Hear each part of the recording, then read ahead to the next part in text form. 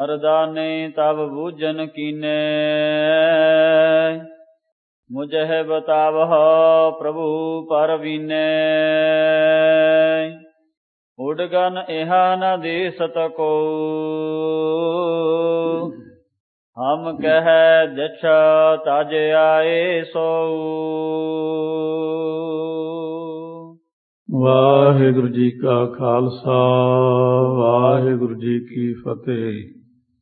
गुरु गरीब नवाज अंतरजामी भगत वत्सल किरपा दे खजाने धन धन साहिब श्री गुरु ग्रंथ साहिब महाराज की पावन पवित्र हजूरी विच सजी होई गुरु रूप गुरु खालसा साध संगत जी, धन धन सतगुरु गुरु नानक देव साहिब जी महाराज। सब तो पहला जिथे सिद्धां दे कोल जाण तो उपरंत प्रहलाद जी दे पास गए हन, उपरंत सतगुरु महाराज अपने प्यारे भगत धरू जी दे पास, जिन्हां नूं सचखंड दे नेड़े स्थान अकाल पुरख ने बख्शिश कीता है, उस स्थान ते पहुंचे हन। प्रहलाद जी का नाम, धरू जी का नाम गुरबाणी अंदर सतगुरां ने बहुत बार जिक्र किया है। अटल भयो तू जाकै सिमरन नर निरभै पद पाया। जपजी साहब दे विच धरू जी का नाम आउंदा है, केते धू उपदेश, सो थे धू तो भाव धरू जी है। तो इस तरह गुरबाणी दे अंदर धरू जी नूं मान सत्कार बख्शिश कीता गुरां ने, अकाल पुरख वाहिगुरू ने। सो किरपा होई है। कल प्रसंग प्रारंभ होया सी जदों सतगुरु जी तारा मंडल तो अगे उपर जिथे लखां आकाश लखां पताल लंघण तो बाद पहुंचे ने, सो स्थान दे उत्ते जाके भाई मरदाना ने पूछया, महाराज तारे किथे ने? सतगुरु कहण लगे, तारे सब थले रह चुके ने। ये प्रकाश किहदा है महाराज? अगे जो प्रकाश दिखदा है। उस वक्त बोले महाराज कि ये प्रकाश धरू दा है, धरू भगत जी दा प्रकाश है। क्योंकि भगती दे नाल प्रकाश ही प्रकाश, चारे पासे धरू तारे दा प्रकाश बहुत ज्यादा है। देखो कुदरत दी खेड़ है, जिन्नियां धरतियां ने सब घूमदियां ने, पर एक धरू तारा है जो अपने थां दे उत्ते बिल्कुल अटल है। महाराज ने बाणी अंदर ये वचन कीता है, अटल भयो तू जाकै सिमरन। सो इस तरह अकाल पुरख वाहिगुरू ने दसिया कि नाम जपण वाला जीव सदा लई अटल हो जाता। आओ अगे श्रवण करते हाँ पावन प्रसंग, रसना नूं करिए पवित्र। प्यार सत्कार नाल गज के आखो सतनाम श्री वाहिगुरू, सतनाम श्री वाहिगुरू साहिब जी। वाहिगुरू साहिब जीओ। मरदाने तब बूझन कीने, मुझे बतावह प्रभु पर बीने। भाई मरदाना जी ने पूछना कीता कि महाराज हे सियाणे सतगुरु जी, आप किरपा करके मैनू दसो जो आप जी तो बेनती करके मैं पुछदा हाँ। उडगन इहा न दे सतको। इत्थे कोई जिहड़ा उडगन दा मतलब हुंदा है तारा, आसमान दा तारा जिहड़ा है वो इत्थे कोई नजर नहीं आ रहा। हम कह दिस तज आए सो। असीं उन्हां तारियां नूं कित्थे छड्ड आए हां जी। ਕਾਂਕੋ ਇਹਾ ਪ੍ਰਕਾਸ਼ ਪ੍ਰਕਾਛਾ। ਇੱਥੇ ਜਿਹੜਾ ਪ੍ਰਕਾਸ਼ ਨਜ਼ਰ ਆਉਂਦਾ ਹੈ, ਇਹ ਕਿਹੜੀ ਚੀਜ਼ ਦਾ ਪ੍ਰਕਾਸ਼ ਹੋ ਰਿਹਾ ਹੈ? ਅਤ ਉਜਲ ਸੁੰਦਰ ਸੁਖ ਰਾਸਾ। ਅਤਿਅੰਤ ਹੀ ਉਜਲ ਸੁੰਦਰ ਇਹ ਪ੍ਰਕਾਸ਼ ਸੁਖ ਦੇ ਦੇਣ ਵਾਲਾ ਜੋ ਹੈ। ਸੁਨ ਸ੍ਰੀ ਨਾਨਕ ਬਚਨੇ ਉਚਾਰੇ। ਸੁਣ ਕੇ ਗੁਰੂ ਨਾਨਕ ਦੇਵ ਜੀ ਮਹਾਰਾਜ ਨੇ ਬਚਨ ਕਿਹਾ, ਹਮ ਤੇ ਤਰੇ ਰਹੇ ਅਵਤਾਰੇ। ਇਹ ਭਾਈ ਮਰਦਾਨਾ, ਇਹ ਜਿਹੜੇ ਹੁਣ ਤਾਰੇ ਨੇ, ਇਹ ਅਸੀਂ ਇੰਨੀ ਉਚਾਈ ਤੇ ਆ ਚੁੱਕੇ ਹਾਂ ਕਿ ਤਾਰੇ ਸਾਰੇ ਥੱਲੇ ਰਹਿ ਚੁੱਕੇ ਨੇ। ਇਹ ਸਮਰੱਥਾ ਕਿਸੇ ਬੰਦੇ ਦੀ ਨਹੀਂ ਹੁੰਦੀ, ਬੰਦਾ ਇੰਨੀ ਦੂਰ ਨਹੀਂ ਜਾ ਸਕਦਾ। ਇੱਥੇ ਤੱਕ ਕੇਵਲ ਬ੍ਰਹਮ ਗਿਆਨੀ ਤੇ ਜਾਂ ਫਿਰ ਸਤਿਗੁਰੂ ਤਾਂ ਹੈ ਹੀ, ਅਕਾਲ ਪੁਰਖ ਵਾਹਿਗੁਰੂ, ਉਹਨਾਂ ਦਾ ਤਾਂ ਆਪਣਾ ਹੀ ਬ੍ਰਹਿਮੰਡ ਹੈ ਜੀ, ਉਹ ਤਾਂ ਸਰਬ ਵਿਆਪਕ ਪਰਿਪੂਰਨ ਨੇ। ਗੁਰਾਂ ਦੇ ਉੱਤੇ ਕਦੇ ਮਨ ਦਾ ਸ਼ੰਕਾ ਨਹੀਂ ਲਿਆਉਣਾ, ਸਤਿਗੁਰੂ ਤਾਂ ਸਰਬ ਵਿਆਪਕ ਨੇ। ਇਸ ਕਰਕੇ ਸਤਿਗੁਰੂ ਮਹਾਰਾਜ ਜੀ ਉੱਥੇ ਗਏ ਹਨ। ਨੀਚੇ ਕਰ ਮੁਖ ਲਿਹੋ ਨਿਹਾਰੀ। ਮਹਾਰਾਜ ਕਹਿਣ ਲੱਗੇ, ਥੱਲੇ ਆਪਣਾ ਮੁਖ ਕਰਕੇ ਦੇਖ, ਤਾਰੇ ਥੱਲੇ ਹਨ। ਰਹੇ ਪ੍ਰਕਾਸ਼ ਥਾਨ ਨਿਚ ਝਾਰੀ। ਉਹ ਆਪੋ ਆਪਣੇ ਸਾਰੇ ਥਾਵਾਂ ਤੇ ਪ੍ਰਕਾਸ਼ ਕਰ ਰਹੇ ਨੇ ਥੱਲੇ। ਹਮ ਤੇ ਊਰਦ ਏਕ ਲਖੀਜੈ। ਹੁਣ ਸਿਰਫ ਉੱਪਰ ਸਾਡੇ ਤੋਂ ਇੱਕ ਤਾਰਾ ਬਾਕੀ ਰਹਿੰਦਾ। ਨਾਮ ਧਰੂ ਜਿਹ ਪ੍ਰਗਟ ਪਨੀਜੈ। ਪ੍ਰਗਟ ਹੀ ਜਿਹਦਾ ਨਾਮ ਹੈ ਧਰੂ, ਇਹ ਧਰੂ ਭਗਤ ਹੋਇਆ, ਇਹ ਤਾਰੇ ਦੀ ਪਦਵੀ ਮਿਲੀ ਹੈ। ਇਹ ਵਾਸਤਵ ਦੇ ਵਿੱਚ ਚੀਜ਼ਾਂ ਹੁੰਦੀਆਂ ਨੇ ਮਨੁੱਖ ਦੀ ਸਮਝ ਤੋਂ ਪਰੇ ਦੀਆਂ ਸਾਰੀਆਂ।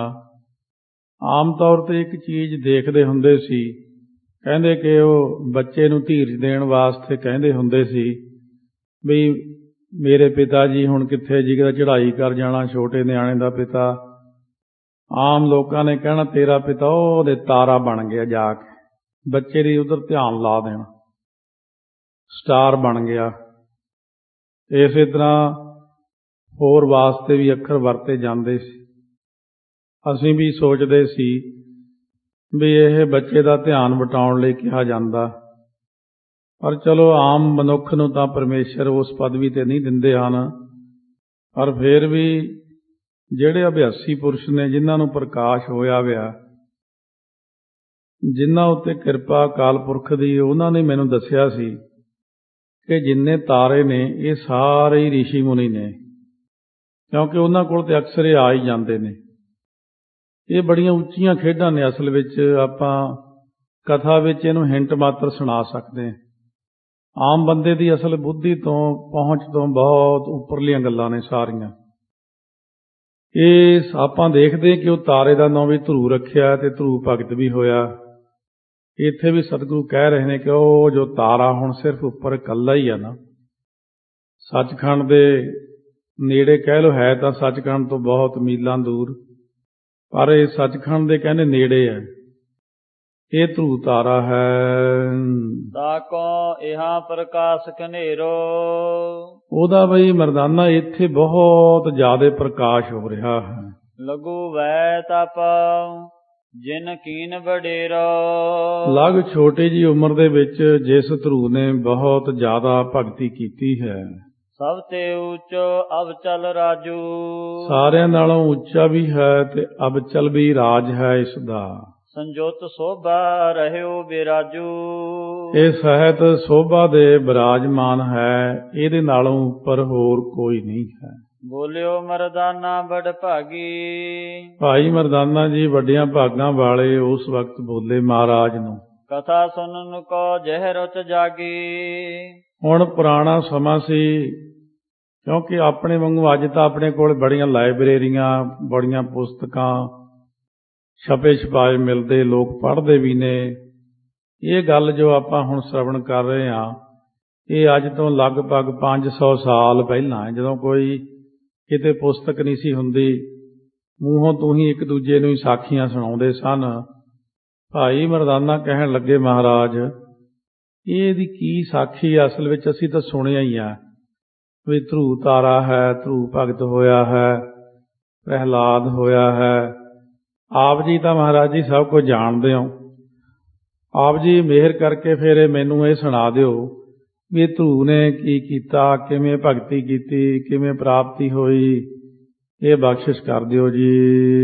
ਸ੍ਰੀ ਗੁਰੂ ਜੀ ਇਹ ਸਰਬ ਪ੍ਰਸੰਗਾ, ਮਹਾਰਾਜ ਸੱਚੇ ਪਾਤਸ਼ਾਹ ਇਹ ਜਿਹੜਾ ਪ੍ਰਸੰਗ ਹੈ ਸਾਰਾ, ਜੋ ਪਾਇਓ ਨਥਾਨ ਉਤੰਗਾ, ਜਿਵੇਂ ਉਹਨਾਂ ਨੇ ਬਹੁਤ ਉੱਚੀ ਪਦਵੀ ਦੀ ਪ੍ਰਾਪਤੀ ਕੀਤੀ ਹੈ। ਬੈ ਲਘੂ ਤਪ ਕੀਨੋ ਨਿਹ ਕਿਹ ਕਾਰਨ, ਮਹਾਰਾਜ ਜੀ ਤੁਸੀਂ ਕਹਿੰਦੇ ਹੋ ਕਿ ਉਹਨੂੰ ਛੋਟੀ ਜੀ ਉਮਰ 'ਚ 5-7 ਸਾਲ ਦੇ ਨਿਆਣੇ ਨੇ ਇੰਨੀ ਜਿਹੜੀ ਭਗਤੀ ਕੀਤੀ ਛੋਟੀ ਉਮਰ ਵਿੱਚ, ਉਹ ਕਿਸ ਪ੍ਰਕਾਰ ਇੰਨੀ ਭਗਤੀ ਕੀਤੀ, ਕਿਉਂ ਕਰਨੀ ਪਈ ਉਹਨੂੰ?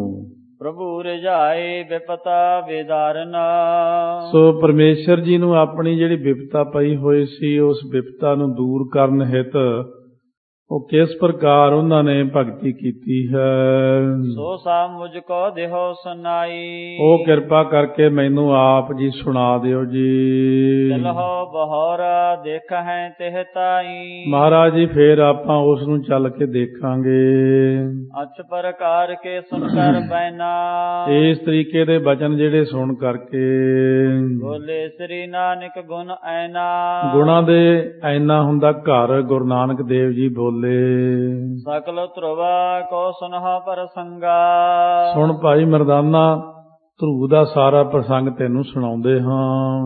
ਓ ਮਰਦਾਨੇ ਸੰਗ ਉਮੰਗਾ, ਇਹ ਭਾਈ ਮਰਦਾਨਿਆਂ ਸਹਿਤ ਉਮੰਗ ਦੇ ਉਤਸ਼ਾਹ ਦੇ।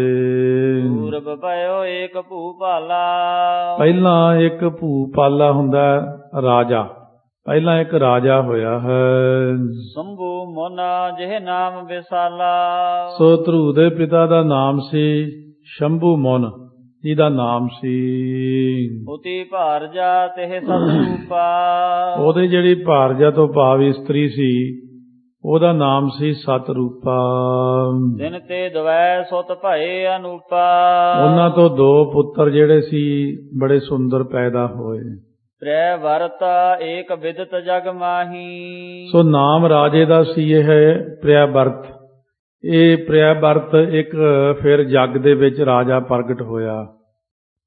ਜੇ ਰਥ ਪਹੀਅਨ ਉਦਦ ਖਟਾਈ, ਸੋ ਜਿਹਦੇ ਰਥ ਦੇ ਪਹੀਏ ਜਦੋਂ ਚੱਲਦੇ ਸੀ ਇੰਨੇ ਬਹੁਤ ਡੂੰਘਾਈ ਤੱਕ ਜਾਂਦੇ ਸਨ, ਮਿਥਿਹਾਸ ਵਿੱਚ ਚੀਜ਼ ਆਉਂਦੀ ਕਿ ਉਹਦੇ ਰਥ ਦੇ ਪਹੀਆਂ ਨਾਲ ਸਮੁੰਦਰ ਖੋਦਿਆ ਗਿਆ। ਉਹ ਪ੍ਰਮਾਤਮਾ ਨੇ ਕਰਾਉਣਾ ਹੀ ਹੁੰਦਾ, ਕਿਸੇ ਤੋਂ ਆਪ ਤਾਂ ਕਾਹਨੂੰ ਪਟਿਆ ਜਾਂਦਾ।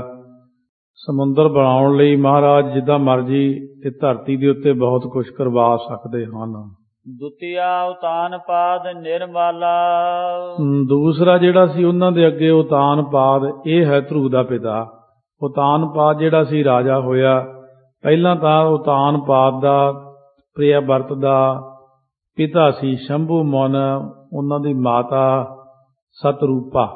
ਸ਼ੰਭੂ ਮੁਨ ਤੇ ਸਤਰੂਪਾ ਇਹ ਸਮਝੋ ਪਈ ਉਹਨਾਂ ਦੇ ਧਰੂ ਜੀ ਦੇ ਦਾਦਾ ਦਾਦੀ ਹੋਏ, ਅੱਗੇ 2 ਲੜਕੇ ਹੋਏ। ਇਸ ਤਰ੍ਹਾਂ ਦੋਨਾਂ ਨੇ ਰਾਜ ਕੀਤਾ।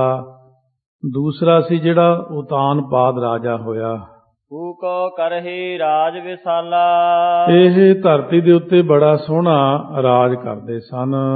ਦੇਹ ਕੈ ਸਦਨ ਹੋਤੀ ਜੁਗ ਨਾਰੀ, ਸੋ ਉਹਨਾਂ ਦੇ ਘਰ ਦੇ ਵਿੱਚ ਉਤਾਨ ਪਾਦ ਦੀਆਂ 2 ਰਾਣੀਆਂ ਸਨ। ਇੱਕ ਅਨੇਹਾ ਇੱਕ ਪ੍ਰਾਨਨ ਪਿਆਰੀ, ਇੱਕ ਤਾਂ ਸੀ ਜੋ ਜਿਹਦੇ ਨਾਲੋਂ ਕੋਈ ਖਾਸ ਪ੍ਰੇਮ ਨਹੀਂ ਸੀ, ਦੂਸਰੀ ਰਾਣੀ ਪ੍ਰਾਣਾ ਤੋਂ ਵੀ ਪਿਆਰੀ ਸੀ ਉਸਨੂੰ। ਬਸੀ ਸੁਰਚਾ ਕੇ ਅਸ ਵਿਦ ਸੋ, ਸੋ ਇਸ ਤਰੀਕੇ ਨਾਲ ਫਰਮਾਉਂਦੇ ਹਨ ਕਿਉਂਕਿ ਇਹ ਬਸੀਕਾਰ ਸੀ ਉਸ ਰਾਣੀ ਦੇ। ਮਨਹ ਮੋਲ ਕੋ ਲੀਨਾ ਕੋ, ਮਾਨੋ ਕਿਸੇ ਨੇ ਕਿਸੇ ਨੂੰ ਮੁੱਲ ਹੀ ਜਿਵੇਂ ਖਰੀਦ ਲਿਆ ਹੁੰਦਾ। ਉਹ ਬਹੁਤ ਜ਼ਿਆਦਾ ਚਲਾਕ ਸੀ। ਦੁਤੀ ਸੁਨੀਤਾ ਸੋ ਨਹਿ ਨੇਹਾ, ਦੂਸਰੀ ਰਾਣੀ ਦਾ ਨਾਮ ਸੀ, ਪਹਿਲੀ ਜੀ ਸੁਰੁਚੀ ਤੇ ਦੂਸਰੀ ਦਾ ਨਾਮ ਸੁਨੀਤਾ ਦੱਸਿਆ ਹੈ। ਔਰ ਇਸ ਪ੍ਰਕਾਰ ਇੱਥੇ ਅਕਸਰ ਪਾਠ ਬਨੀਤਾ ਵੀ ਹੈ, ਪਰ ਅਧਿਆਇ 72 ਅੰਕ 5 ਵਿੱਚ ਨਾਮ ਸੁਨੀਤਾ ਆਇਆ ਤੇ ਅਸਲੀ ਨਾਮ ਵੀ ਸੁਨੀਤਾ ਹੀ ਸੀ।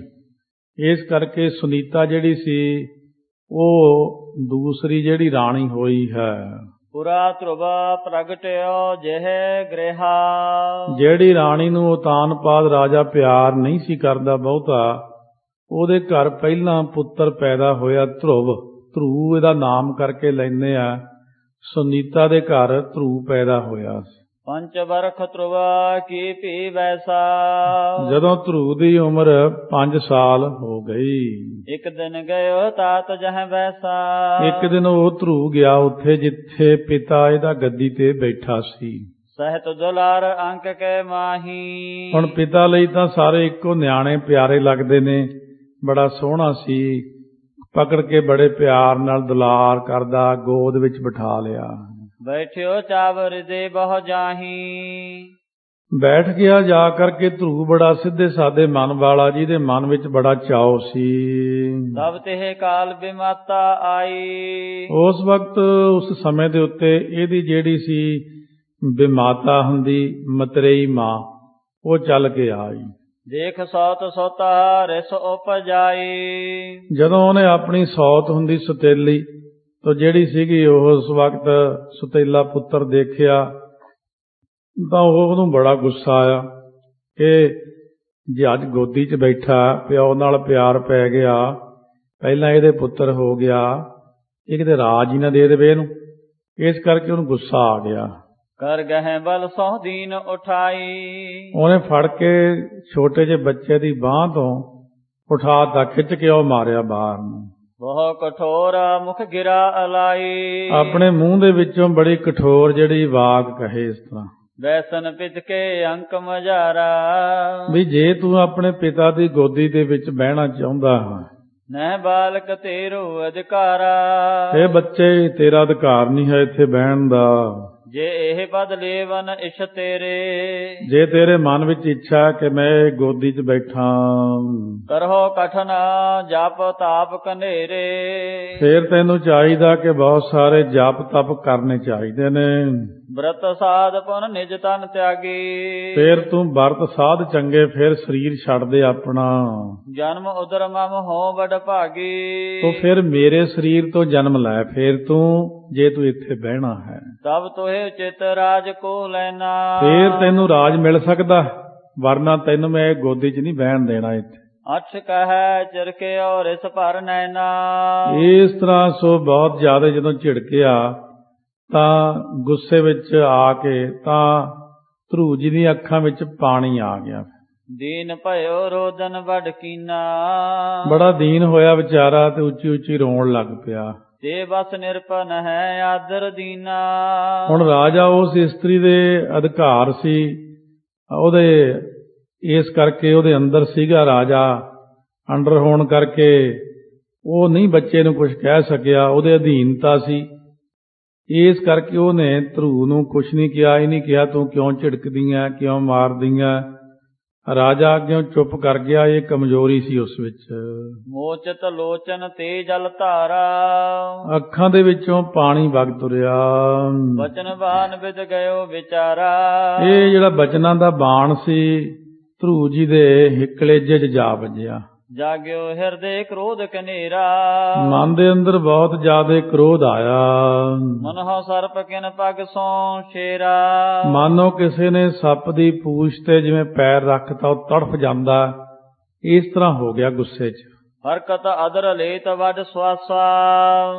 ਹੁਣ ਬੁੱਲ ਫਰਕਦੇ ਨੇ ਤੇ ਡੂੰਘੇ ਸਵਾਸ, ਠੰਡੇ ਸਵਾਸ ਲੈਂਦਾ। ਰੋਵਤੇ ਆਵਾ ਜਨਨ ਅਵਾਸਾ। ਉਹ ਰੋਂਦਿਆਂ ਹੋਇਆਂ ਆਪਣੇ ਮਾਤਾ ਦੇ ਕੋਲ, ਮਹਿਲਾਂ ਦੇ ਵਿੱਚ ਸੁਨੀਤਾ ਦੇ ਕੋਲ ਆ ਗਿਆ। ਬਦਨ ਮਲੀਨ ਹੈ ਰਸਤ ਕੇਰਾ।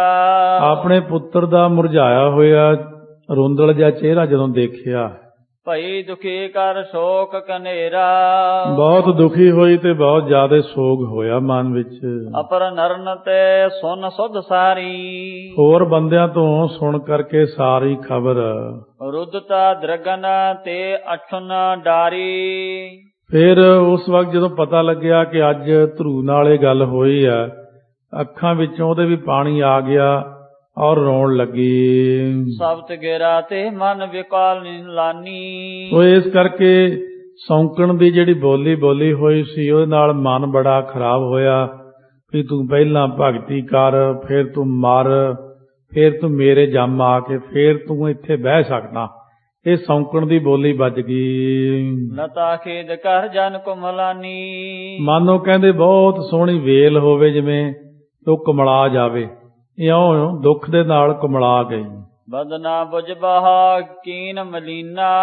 ਜਿਹੜਾ ਸੁੰਦਰ ਮੁਖ ਸੀ ਉਹ ਬਹੁਤ ਜ਼ਿਆਦੇ ਸੋਗ ਵਿੱਚ ਡੁੱਬ ਗਿਆ। ਨਿਜ ਸੁਤ ਅੰਕ ਵੇਖੈ ਤਵਲੀਨਾ। ਆਪਣੇ ਪੁੱਤਰ ਨੂੰ ਫੇਰ ਆਪਣੀ ਗੋਦ ਵਿੱਚ ਬਿਠਾਇਆ। ਖੂਬ ਸਵਾਸ ਲੈ ਬਚਨ ਬਖਾਨੇ। ਉਹ ਬੜੇ ਹੌਂਕੇ ਲੈ ਲੈ ਕੇ ਬਚਨ ਕੀਤੇ। ਸੁਨਹੁ ਪੁੱਤਰਾ ਇਵ ਲਿਹੋ ਪਛਾਨੇ। ਇਹ ਪੁੱਤਰ ਜੀ ਇਉਂ ਪਛਾਣ ਲੈਣਾ ਕਰੋ ਗੱਲ। ਦੁੱਖ ਸੁਖ ਕੋ ਨਾ ਦੇ ਤਕਹਿ ਤਾਈ। ਕੋਈ ਵੀ ਬੰਦਾ ਕਿਸੇ ਨੂੰ ਦੁੱਖ ਸੁੱਖ ਨਹੀਂ ਦਿੰਦਾ। ਕਰਮ ਕਰਹਿ ਜਸ ਤਸ ਫਲ ਪਾਈ। ਇਹ ਤਾਂ ਪੁੱਤ ਜਿਹਾ ਜਿਹਾ ਕੋਈ ਕਰਮ ਕਰਦਾ ਉਹਨੂੰ ਨਾ ਜਿਹਾ ਫਲ ਮਿਲ ਜਾਂਦਾ ਹੈ। ਪ੍ਰਥਮ ਪੁੰਨ ਤੇ ਸੁਖ ਚੱਲ ਆਵੈ। ਪਹਿਲਾਂ ਪੁੰਨਾ ਕਰਕੇ ਬੰਦੇ ਕੋਲੇ ਸੁੱਖ ਚੱਲ ਕੇ ਆ ਜਾਂਦੇ ਨੇ। ਕਰੇ ਪਾਪ ਤੇ ਦੁੱਖ ਫਲ ਪਾਵੈ। ਫਿਰ ਬੰਦਾ ਜਦੋਂ ਸੁਖੀ ਜਿਹਾ ਹੁੰਦਾ ਫਿਰ ਉਹ ਪਾਪ ਕਰਨ ਲੱਗ ਜਾਂਦਾ, ਫਿਰ ਉਹਦੇ ਕਰਕੇ ਉਹਨੂੰ ਦੁੱਖ ਹੋ ਜਾਂਦੇ ਨੇ। ਗਿਰਾ ਸਭ ਤਨੈ ਸਾਚ ਉਚਾਰੀ। ਸੋ ਜਿਹੜੀ ਹੈ ਸੌਂਕਣ ਮੇਰੀ ਨੇ ਇਹ ਗੱਲ ਤੈਨੂੰ ਕਹੀ ਆ, ਉਹਨੇ ਸੱਚੀ ਕਹੀ ਵੀ ਜਪ ਤਪ ਕਰ ਪਹਿਲਾਂ। ਤੂੰ ਜਨਮਿਓ ਮਮ ਗਰਭ ਮਝਾਰੀ। ਕਿਉਂਕਿ ਮੇਰੇ ਉਦਰ ਤੋਂ ਤੂੰ ਜਨਮ ਲਿਆ ਹੈ। ਮੰਦ ਭਾਗ ਮੋ ਕੋ ਲਖ ਲੀਜੈ। ਪੁੱਤਰ ਮੈਨੂੰ ਹੀ ਜਾਣ ਲੈ ਵੀ ਮੈਂ ਵੀ ਮੰਦੇ ਭਾਗਾਂ ਵਾਲੀ ਮੈਂ ਤੈਨੂੰ ਜਨਮ ਦਿੱਤਾ। ਦਾਸੀ ਸਾਮਨਹਿ ਮੁਝੈ ਲਖੀਜੈ। ਮੈਨੂੰ ਦਾਸੀ ਵਾਂਗੂ ਨਾ ਜਾਣੀ, ਮੈਂ ਦਾਸੀ ਨਹੀਂ ਹਾਂ। ਸਿੰਘਾਸਨ ਕੀਜੇ ਅਵਿਲਾਖੇ। ਜੇ ਤੈਨੂੰ ਸਿੰਘਾਸਣ ਲੈਣ ਦੀ ਇੱਛਾ ਹੈ ਭਜਹੁ ਪ੍ਰਭੂ ਮਨ ਕੋ ਥਿਰ ਰਾਖੇ। ਫਿਰ ਮੇਰਾ ਪੁੱਤ ਇਉਂ ਕਰ, ਮਨ ਨੂੰ ਟਿਕਾ ਕੇ ਨਾ ਪਰਮੇਸ਼ਰ ਦਾ ਸਿਮਰਨ ਕਰ ਜੇ ਤੂੰ ਰਾਜਾ ਬਣਨਾ। ਜਾਸ ਚਰਨ ਕੀ ਸੇਵਨ ਕਰਕੇ। ਜਿਸ ਪ੍ਰਮਾਤਮਾ ਦੇ ਚਰਨਾਂ ਦੀ ਸੇਵਾ ਕਰਕੇ। ਜਿਉ ਬ੍ਰਹਮ ਪਦ ਵਿਦ ਹਿਤ ਧਰ ਕੈ। ਦੇਖੋ ਬ੍ਰਹਮਾ ਜੀ ਨੇ ਵੀ ਉਹ ਪ੍ਰਮਾਤਮਾ ਦਾ ਸਿਮਰਨ ਕਰਕੇ ਬ੍ਰਹਮਾ ਦੀ ਪਦਵੀ ਲਈ ਹੈ। ਸਾਰੀਆਂ ਚੀਜ਼ਾਂ ਸਿਮਰਨ ਨਾਲ ਹੀ ਮਿਲਦੀਆਂ ਹੁੰਦੀਆਂ ਨੇ। ਤੋਰ ਪਿਤਾਮਾ ਭਾ ਮਨ ਰਾਜੂ। ਸੋ ਇਸ ਕਰਕੇ ਜਿਹੜਾ ਤੇਰਾ ਪਿਤਾਮਾ ਸੀ ਉਹ ਵੀ ਜਿਹੜਾ ਸੀ ਬਹੁਤ ਵੱਡਾ ਰਾਜਾ ਹੋਇਆ ਹੈ। ਕੀਨ ਅਨਕ ਮਖਾ ਭੂਰ ਸਮਾਜੂ। ਉਹਨਾਂ ਨੇ ਵੀ ਬਹੁਤ ਜ਼ਿਆਦਾ ਸੰਸਾਰ ਦੇ ਅੰਦਰ ਮਖ ਹੁੰਦਾ ਯੱਗ ਕਰਨੇ, ਯੱਗ ਕੀਤੇ। ਹਰਿ ਕੋ ਸਿਮਰਨ ਕਰ ਮੁਖ ਸੁਖ ਪਾਵਾ। ਹਰੀ ਦਾ ਸਿਮਰਨ ਕਰਕੇ ਵੀ ਉਹਨਾਂ ਵੱਡਿਆਂ ਨੇ ਸੁਖ ਪਾਇਆ ਅੱਜ ਤੱਕ। ਪੁਨ ਪ੍ਰਭ ਪਦ ਮਹਿ ਅੰਤ ਸਮਾਵਾ। ਫਿਰ ਪ੍ਰਮਾਤਮਾ ਦੇ ਚਰਨਾਂ ਵਿੱਚ ਅੰਤ ਨੂੰ ਸਮਾ ਗਿਆ। ਤਾਂ ਤੇ ਹੈ ਸੋਤਾ ਮਨ ਕਰਮ ਬਚਨਾ। ਇਸ ਕਰਕੇ ਪੁੱਤਰ ਜੀ ਮਨ ਕਰਕੇ, ਕਰਮ ਕਰਕੇ, ਜ਼ੁਬਾਨ ਕਰਕੇ। ਜਾਹੋ ਸ਼ਰਨ ਜਾਂਕੀ ਸਭ ਰਚਨਾ। ਆ ਜਿਹੜੇ ਰੱਬ ਦੀ ਸਾਰੀ ਰਚਨਾ ਹੈ, ਬਣਾਈ ਹੋਈ ਸ੍ਰਿਸ਼ਟੀ ਹੈ, ਉਸ ਪ੍ਰਮਾਤਮਾ ਦੀ ਸ਼ਰਨ ਵਿੱਚ ਪੈ ਜਾ ਤੂੰ ਵੀ ਤੇ ਭਗਤੀ ਕਰ ਜਾ ਕੇ। ਖੋਜ ਤਮੁਨ ਜਨ ਜੋਗੀ ਜਾਸੂ। ਜਿਸ ਪ੍ਰਮਾਤਮਾ ਨੂੰ ਬੜੇ ਬੜੇ ਮੁਨੀ ਜਨ ਜੋਗੀ ਖੋਜਦੇ ਨੇ। ਸਿਮਰੋ ਤਹਿ ਪਹਿ ਹਉ ਫਲ ਆਸੂ। ਬਸ ਉਹ ਪ੍ਰਮਾਤਮਾ ਦਾ ਸਿਮਰਨ ਕਰ, ਫੇਰ ਤੂੰ ਪ੍ਰਾਪਤ ਕਰੇਗਾ ਜੋ ਚਾਹੀਦਾ, ਜੋ ਮੰਗੇਗਾ ਪ੍ਰਮਾਤਮਾ ਤੈਨੂੰ ਦੇਵੇਗਾ। ਸੁਨਿਓ ਮਾਤ ਉਪਦੇਸ਼ ਵਿਸਾਲਾ। ਮਾਂ ਨੇ ਬੜਾ ਸੁੰਦਰ ਪੁੱਤ ਨੂੰ ਉਪਦੇਸ਼ ਦੇ ਦਿੱਤਾ। ਹਿਰਦੈ ਧੀਰ ਧਰੀ ਤਿਹ ਕਾਲਾ। ਹਿਰਦੇ ਦੇ ਵਿੱਚ ਧੀਰਜ ਧਰੀ ਉਸ ਵਕਤ। ਤੂਰਨ ਤ੍ਰਿਣ ਸਾਂਪੁਰ ਕੋ ਤਿਆਗੇ। ਫਿਰ ਛੇਤੀ ਦੇ ਨਾਲ ਹੀ ਉਹਨੇ ਭਗਤ ਧਰੂ ਜੀ ਨੇ ਆਪਣੀ ਜਿਹੜੀ ਪੂਰੀ ਸੀ ਮਹਿਲ, ਰਾਜ, ਨਗਰ ਸਭ ਛੱਡ ਦਿੱਤਾ। ਮਦਵਨ ਕੋ ਗਮਨਿਓ ਵੱਡ ਭਾਗੇ। ਜੰਗਲ ਦੇ ਵਿੱਚ ਫਿਰ ਚਲਿਆ ਗਿਆ ਵੱਡਿਆਂ ਭਾਗਾਂ ਵਾਲਾ। ਨਾਰਦ ਸੁਨ ਕਰ ਸਭ ਬਿਰਤੰਤਾ। ਨਾਰਦ ਮੁਨੀ ਜੀ ਇਹ ਸਾਰਾ ਪ੍ਰਸੰਗ ਸ਼ਰਵਣ ਕਰ ਰਹੇ ਸਨ। ਮਿਲਿਓ ਆਨ ਮਗ ਮਾਹੀ ਤੁਰੰਤਾ। ਉਹ ਛੇਤੀ ਦੇ ਨਾਲ ਆ ਕਰਕੇ ਪ੍ਰਮਾਤਮਾ ਦੇ ਹੁਕਮ ਅਨੁਸਾਰ ਹੀ ਹੋ ਜਾਂਦਾ। ਉਹ ਬੱਚੇ ਨੂੰ ਮਿਲੇ ਧਰੂ ਨੂੰ। ਧਰਵਾ ਮਨ ਕੇ ਲਖ ਕਰ ਰਿਖ ਰਾਈ। ਧਰੂ ਜੀ ਦੇ ਮਨ ਦੀ ਗੱਲ ਜਾਣ ਕਰਕੇ ਰਾਜਾ ਸਿਰ ਪਰ ਕਰ ਪਰਸਿਓ ਹਿਤ ਲਾਈ। ਸਿਰ ਦੇ ਉੱਤੇ ਆਪਣਾ ਕਰ ਕਮਲ ਫੇਰਿਆ ਬੜੇ ਪਿਆਰ ਨਾਲ। ਬਾਲ ਯਾਰ ਬਲ ਮਿਰਦੁਲ ਵਿਸਾਲਾ। ਬੜੀ ਛੋਟੀ ਜੀ ਉਮਰ ਹੈ ਤੇ ਬੜਾ ਕੋਮਲ ਜਿਹਾ ਬੱਚਾ 5 ਸਾਲ ਦਾ। ਸੁਨ ਬਿਮਾਤ ਬਜ ਭਾਰ ਸਾਲਾ। ਸੋ ਮਤਰੇਈ ਦਾ ਜਿਹੜਾ ਬਚਨ ਸੀ ਸੁਣ ਕਰਕੇ ਉਹ ਬਹੁਤ ਪੀੜਾ ਹੋ ਰਹੀ ਸੀ ਮਨ ਵਿੱਚ ਜਿਸ ਦੇ। ਵਿਕਸਤ ਬਾਨੀ ਬਦਨ ਬਖਾਨੀ ਖਿੜ ਕਰਕੇ ਫੇਰ ਮੁਖ ਵਿੱਚੋਂ ਇਹ ਬਚਨ ਕਿਹਾ, ਸਿਸ ਤਵ ਵੈ ਨਹਿ ਮਾਨ ਅਮਾਨੀ। ਉਹ ਪੁੱਤਰ ਜੀ, ਇਹ ਬਾਲਕੇ ਤੇਰੀ ਉਮਰ ਨਹੀਂ ਆਦਰ ਅਨਾਦਰ ਦੀ, ਤਾਂ ਕੀ ਹੋ ਗਿਆ? ਪ੍ਰਵਾਹ ਨਹੀਂ ਕਰੀਦੀ ਹੁੰਦੀ। ਬਚਪਨ ਵਿੱਚ ਆਦਰ ਅਨਾਦਰ ਹੁੰਦਾ, ਕਦੇ ਕੁੱਟ ਪੈ ਜਾਂਦੀ, ਕਦੇ ਪੜੋਸ ਲੈਂਦੇ ਮਾਂ-ਬਾਪ। ਤੂੰ ਕਿਉਂ ਮਨ ਦੇ ਅੰਦਰ ਇਹ ਗੱਲ ਨੂੰ ਮਹਿਸੂਸ ਕਰਦਾ ਹੈ? ਖਾਨ ਪਾਨ ਖੇਲਣ ਰਸ ਰੀਤਾ ਜਾ ਜਾ ਆਪਣੇ ਘਰ ਚਲਿਆ ਜਾ, ਖਾਣਾ ਪੀਣਾ ਕਰ, ਖੇਲੀ ਦਾ ਹੁੰਦਾ ਜਾ ਕੇ, ਜਾ ਚਲਿਆ ਜਾ। ਇਨਹਿ ਚਾਹੇ ਤੂੰ ਕਿਉਂ ਵਿਪਰੀਤਾ। ਕਿਉਂ ਇਹਨਾਂ ਚੀਜ਼ਾਂ ਤੋਂ ਉਲਟ ਚੱਲਦਾ? ਖਾਣਾ ਪੀਣਾ, ਖੇਲਣਾ, ਹੱਸਣਾ ਨਿਆਣਿਆਂ ਦਾ ਕੰਮ ਹੁੰਦਾ ਹੈ। ਅਵੈ ਗਿਆਨ ਕੀ ਕੀਨਸਾ ਪ੍ਰੀਹਾ। ਤੂੰ ਤਾਂ ਹੁਣੇ ਹੀ ਬ੍ਰਹਮ ਗਿਆਨ ਦੀ ਇੱਛਾ ਕਰੀ ਫਿਰਦਾ ਹੈ। ਤਾਂ ਪਰ ਸੁਨਹ ਬਾਤ ਮਮ ਲੀਹਾ। ਤਾਂ ਫਿਰ ਲੀਹਾ ਹੁੰਦੀ, ਲੀਹ ਤੇ ਮਰਿਆਦਾ ਦੀ ਗੱਲ ਸੁਣ ਮੇਰੇ ਕੋਲੋਂ। ਜਬ ਪ੍ਰਾਨੀ ਕੋ ਉਪਜਹਿ ਗਿਆਨਾ। ਜਦੋਂ ਪ੍ਰਾਣੀ ਨੂੰ ਗਿਆਨ ਪੈਦਾ ਹੋ ਜਾਂਦਾ ਮਨ ਵਿੱਚ, ਛਤਰ ਮਿੱਤਰ ਦੁਖ ਸੂਖ ਸਮਾਨਾ।